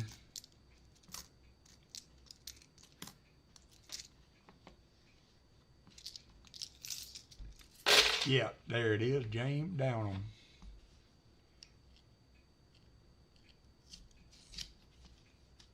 Canadian roe hunter, right? We got it, Showbell. Thank you. We're trying to remember Cadro Hunter's name that he sings under. So 41.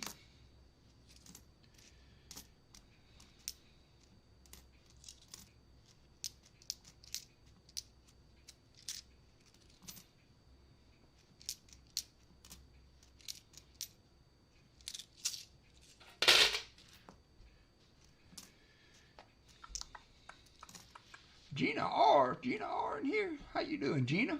It's been a hot minute since I've seen you around. I did see that you commented on my shorts video earlier. I appreciate that.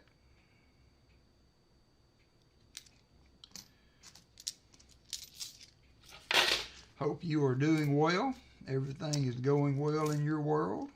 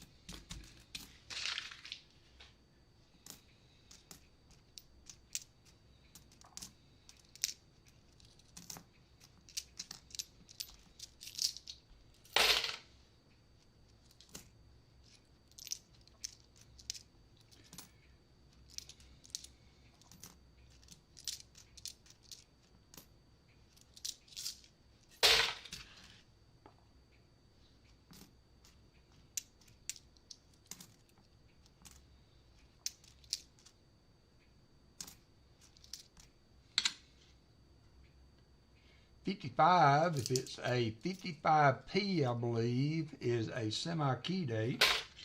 So that would be the, and it is a Denver, I believe that's a mint mark. So it is not the semi-key, but it's the 50s.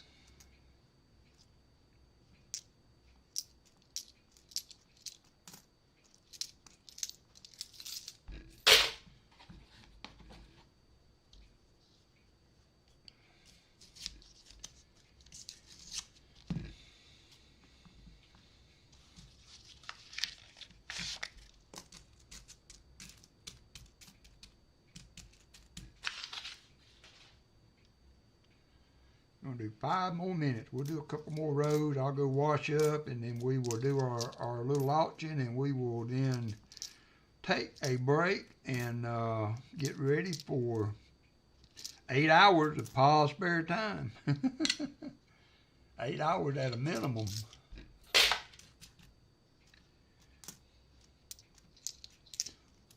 If you'd like a chance to buy ASEs at Spot, Pa has a complete ASE album that he is selling, the whole album. You have to buy the whole album at or below Spot. So if you want to put some stacks of silver in your stacky thing, then it'd be a good chance to pick up a large amount very quickly.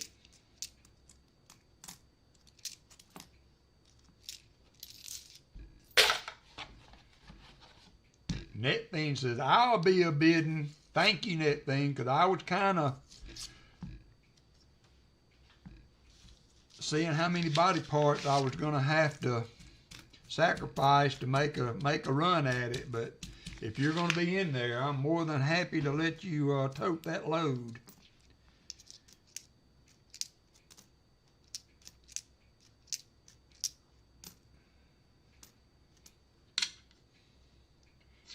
$59.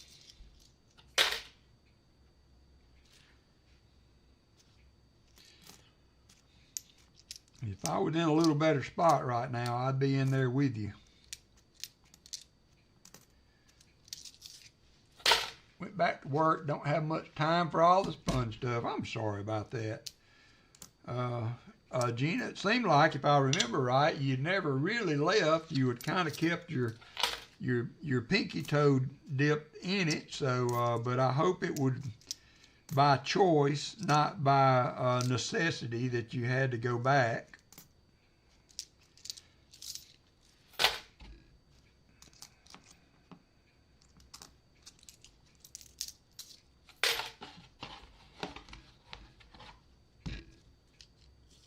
almost made it through both boxes.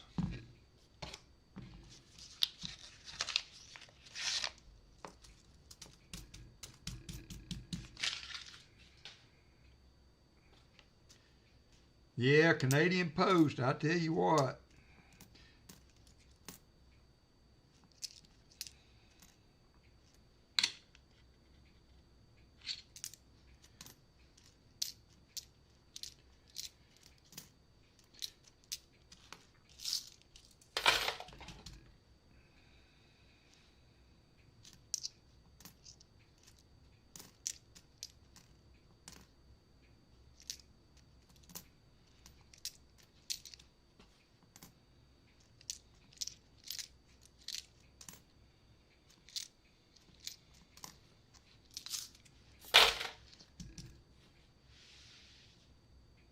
Yeah, man, that was a deal, wasn't it, Fleabag? You know, it's like so many things in life. I used to have an El Camino. I wish I'd have never sold it. How many of you have said that about this or that item? You know, I wish I'd have never sold it. All right, last row, I'm going to go wash up, and then we're going to start the auction. We got 5 lots. Not a long auction, so we should be able to bebop through that pretty quick.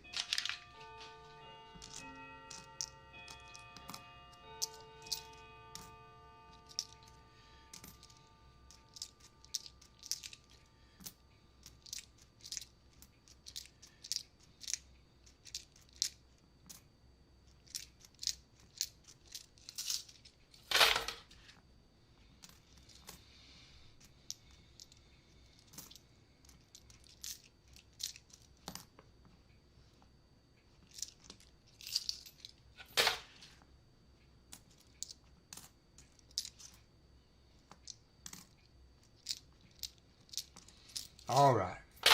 I will be right back.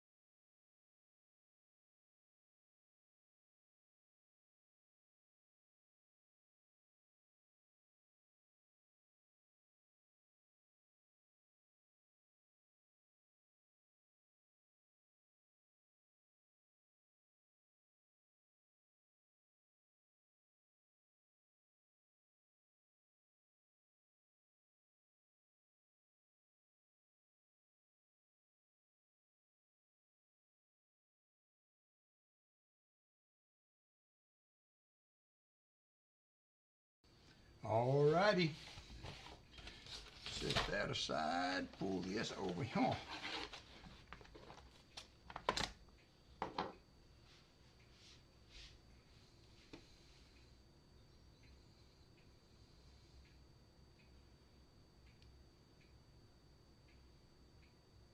Okay, all right, nice, Bill. Thanks for checking into that. Jolly Roger says, my stepson wanted to open a savings account. I got him to buy silver a couple of weeks ago at 42. It's already made him over $100. That's a good idea. When I was at the bank the other day, I actually had one of the tellers tell me that she had somebody that had came in. I think they worked for the bank, but she lives in Birmingham, and her was trying to get her two boys into coin collecting, and so she gave her my card, and I've actually texted back and forth with her a little bit. Haven't talked with them yet, but hoping to be able to try and get some young folks into the coin collecting. So, all right, first up we have a brown box Ike. Haven't seen these on auctions very much of late, and I thought that I might try one and see if there's any interest. Starting bid is $10, I believe. It's a starting bid, $16. That's right. Now, bid on this is $10, but I'm including shipping. I weighed one out in the box. I'd have to send it in and everything, and it come to about $6 for shipping. So that's why it's $16. So I've got the 71, and I've got the 72 and a 73. So I will offer another one each week until we've gone through them. So have a brown box Ike. If there's any interest, I would say we start that at $16 if there's any interest.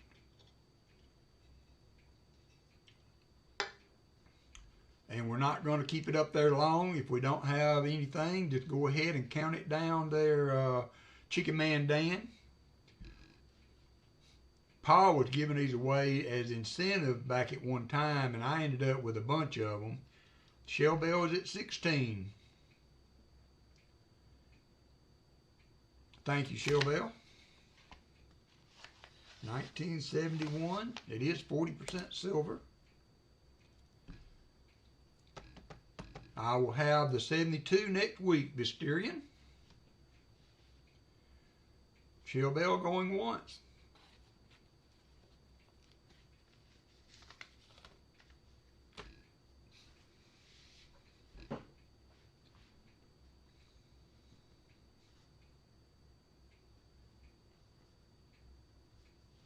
Shell Bell going twice.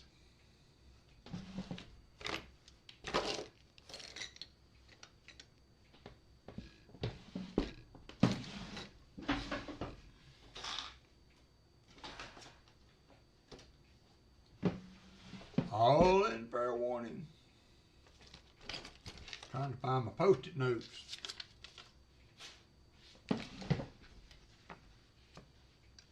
Sold to Shell Bell. Thank you.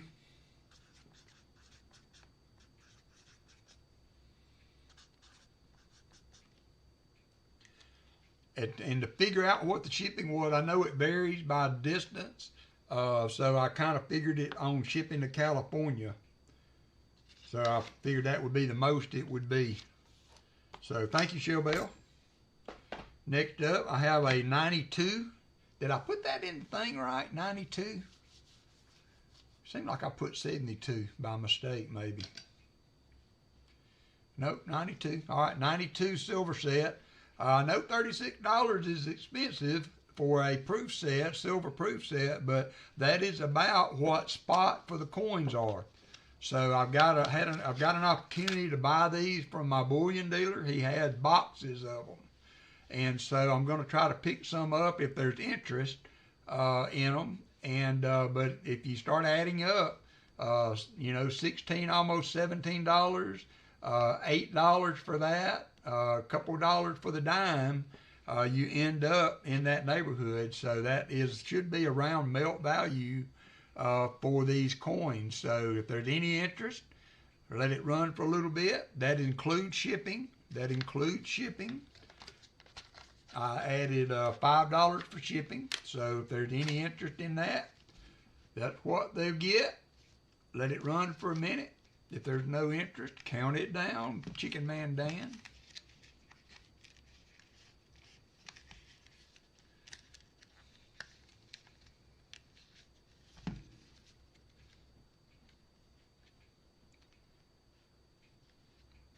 All right, count that one out. Starting bid was $36, Eric A. $36 at the starting bid. pretty much melt plus the other couple of coins in there.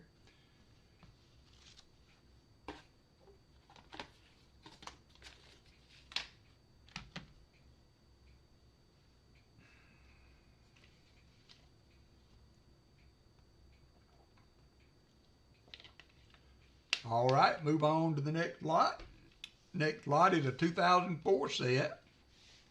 It has the quarters also. So it is going to be $67 is the starting bid on that. So you have a 90% here. I think that's 90. That was not the year they went to $9.99 on the $50. Yeah, it's still 90% in 2004. So you get a silver half, a silver dime, 2 nickels, the dollar coin, and the 2004 penny. Really super nice looking coins. You also get the full silver quarter proof set. If there's any interest there, this again is pretty much at melt plus shipping, a little bit over for the other coins, but pretty much melt plus shipping if there's any interest. Let that set for a little bit and bubble, and then if we don't get any bids, go ahead and pull it, Chicken Man.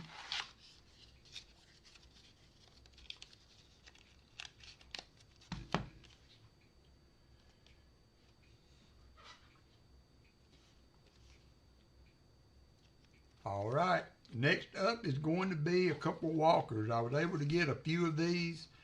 This first up is going to be a 1918 Walking Liberty.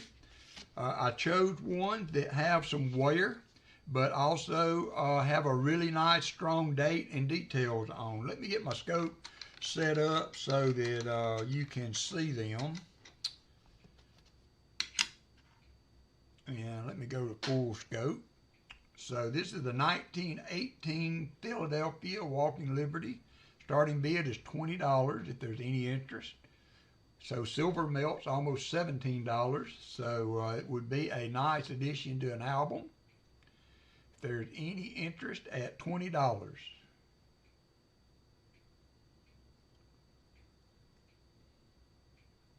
Shield bill is at $20.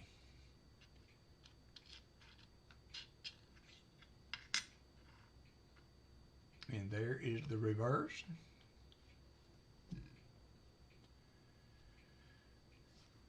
Still got some good detail on her. Shell bell is at $20. Any other interest, shell bell at $20, going once. Going once to shell bell at $20.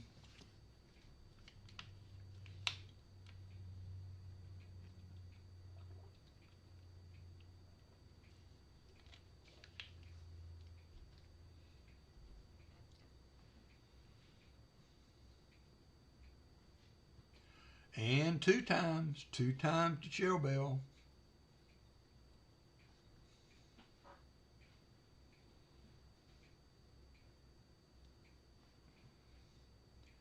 All in fair warning.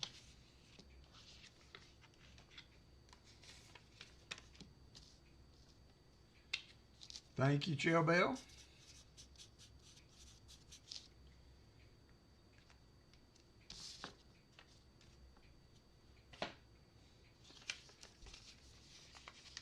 Last but not least, I put this one on my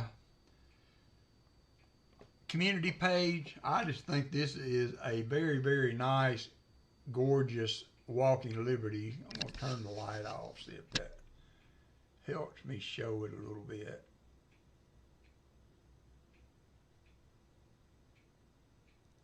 Put it under scope. Starting bid on this is going to be a little bit more. It is an AU details. You know, I don't know what it would grade at since it is toned like that. I don't know if that affects it as far as getting a straight grade, but it is just a gorgeous, gorgeous 1939 Philadelphia Walker. There's the reverse. Got a little bit of wear on the breast feathers, but aside from that, it is in absolutely gorgeous shape. So I'm asking $45 for it if there's any interest.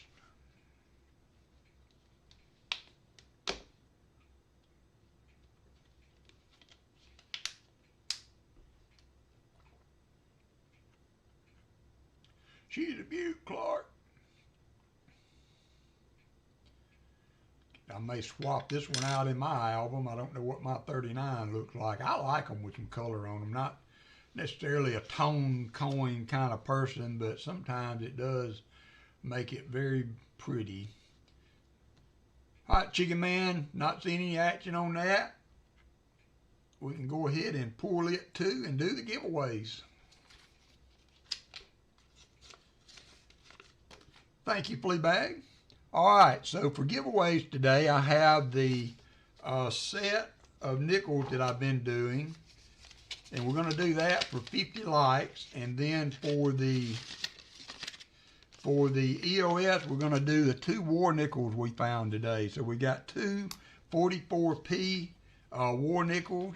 They will be done for the EOS. 44 Philly. 44 Philly war nickels. I'm going to go ahead and get that started.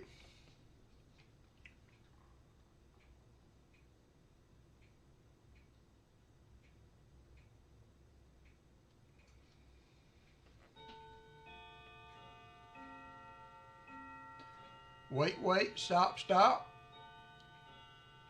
Oh, the steering is that a bid? If you want that for 45, you can do that.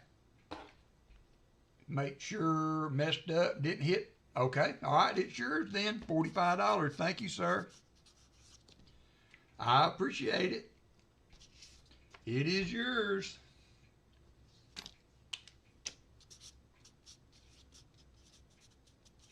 I think it's a gorgeous coin. I think you did very well on that. I really do. So you are welcome. No, thank you. I appreciate you very much. Very much. Oh, well, good. Tell her I said thank you. She's got a good eye for coins. All right, so giveaways. We're going to do 50 likes. No, we got to do it twice. I tell you what we're going to do. We're just going to do, well, we got to do them separate because everybody's eligible. Now, I'll tell you what, we're going to do it one time, 3 minutes. And then whoever wins the 50 likes, I'm going to award that to you. And then I'm going to take your name back off again so that you will be eligible to enter and win the EOS also. Because everybody is eligible for the EOS. Thank you, Shell Bell and Visterian, for helping out with the auction. I very much appreciate it.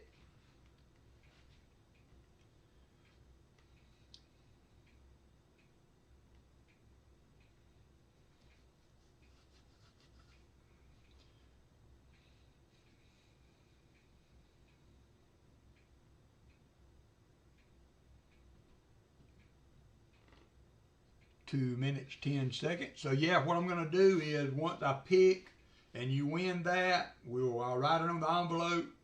I'll take your name off, and then we'll draw again for the EOS. That should work without having to run it twice. We got a little under 15 minutes till pile starts. We got 1 minute, 42 seconds. We got 28 people in. Hey, JJ's Currency. J and J.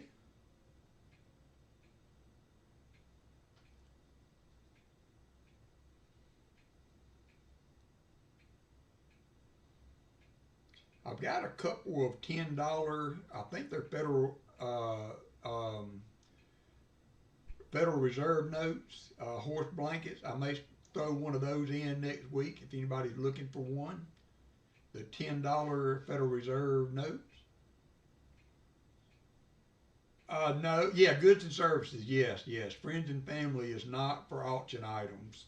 If you're going to do auctions, you should pay the fee like you're supposed to.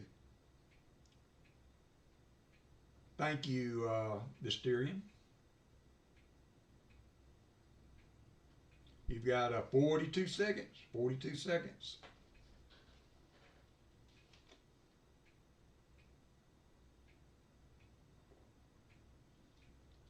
Thank you, Mysterian. I very much appreciate it. I wouldn't have been sad. Hey, Kimmy King, I wouldn't have been sad if nobody had picked that one up. That was so pretty. It would have been just fine to sit here at the hacienda.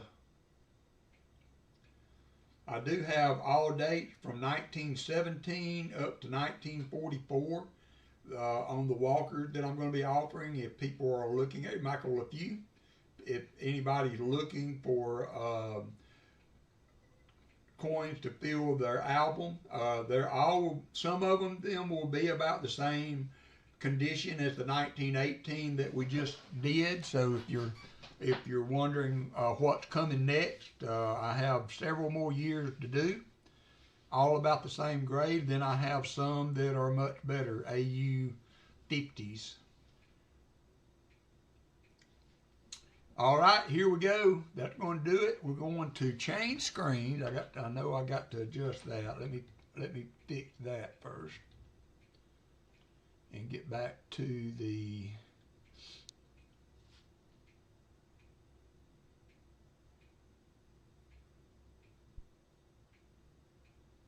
dashboard. There we go. All right, we're going to pick first. It's going to be, the winner's going to be for the sets of nickels. And by the way, Jim Thompson, Michael Erickson, and Bet for Truth are the ones that donated these nickels. And that winner's going to be Michael LaFew. Nice, nice. Michael, I don't know if I've ever sent you anything. If you don't have a screwdriver, when you email me your address, let me know. If you do have a screwdriver and sticker, then I won't send you one. But if you would like one, or even if you need a replacement, let me know. I have plenty of screwdrivers. I'm starting to run low on the stickers. All right, so Michael, yep, you are welcome, good sir. And so next up, we're going to do the, I'll tell you what I'm going to do. I'm going to throw this buffalo in too that I found. Really nice date. So you're going to get 2 war nickels and a nice buffalo nickel in the next one. So Michael, I'm going to take your name off now. So you're going to say, it's going to say on there that I have removed you in the chat. So it's not due to inactivity. So now I'm going to go back and you will be eligible for, I'm going to resume entries just to see if that makes any difference. If anybody hasn't gotten in, now's the time. Going to resume entries for just a second. I don't see any addition. This is not a new giveaway. This is if you are not already in. So I'm going to close entries and I'm going to pick a winner. There is no way.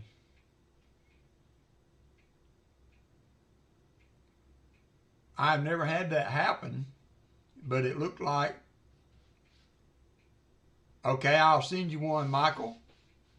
Yeah, I will send you one, and so you're getting both the EOS and the, I tell you what, I'm going to do one more. I'm going to run a 1 minute.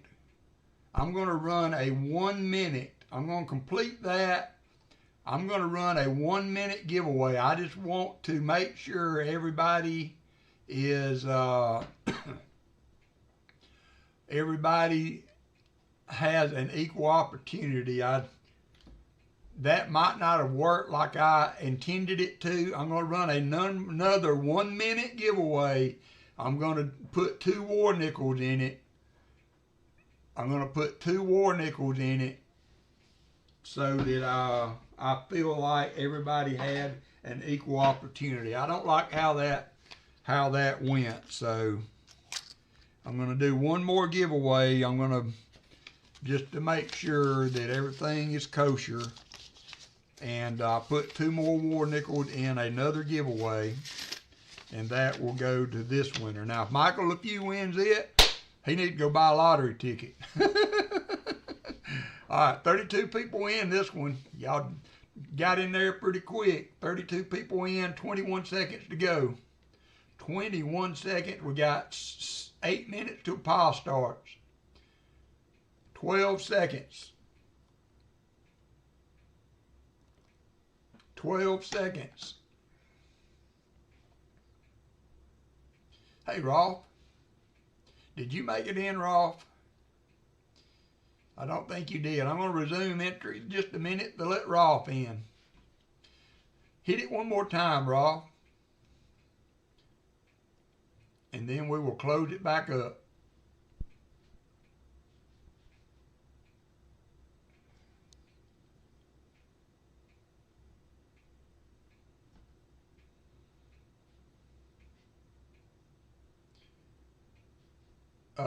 You did it in the wrong order there, Rolf. Try it one more time.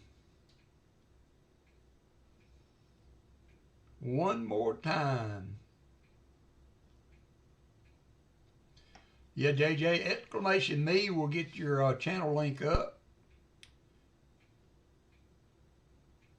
One more time, Rolf. Exclamation GAW, not GAW, exclamation. Couple more seconds to get in.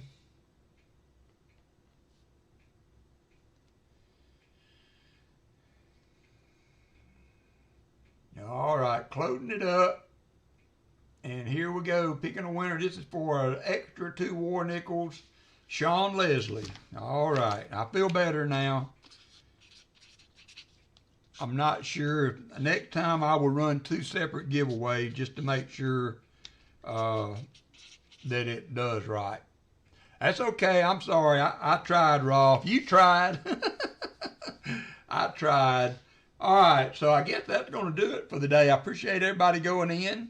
I know it's kind of a deviation from what a lot of channels are doing, but this is what, for the most part, we can expect going forward on this channel. So, still got 46 people in the chat. I appreciate that very much, and I appreciate you guys being in. Thanks for all my mods for hanging in there with me, and those that were members for so long. Let me say that. I had people that were members from the get-go that supported this channel that way now for like 4 or 5 years. And that means a lot. It means a lot to me. I just felt that we got to a point with silver being so crazy that I couldn't afford to compensate you guys for that. I know you do it just to support the channel. You're not expecting anything, but I expect to give when given. So that's why I did the changes I did, and going forward it will be this way. But again, I don't want to belittle the fact that you guys supported this channel for so long through your membership. So you guys, see you, Pa, here in 4 minutes. Get you something to eat. Going to be a long stream, and we will check you guys out. Hey, Silver Ditchin, you just made the end. Just made the end, but we'll see you guys over at Pa. Y'all have a good week, and we will talk at you later.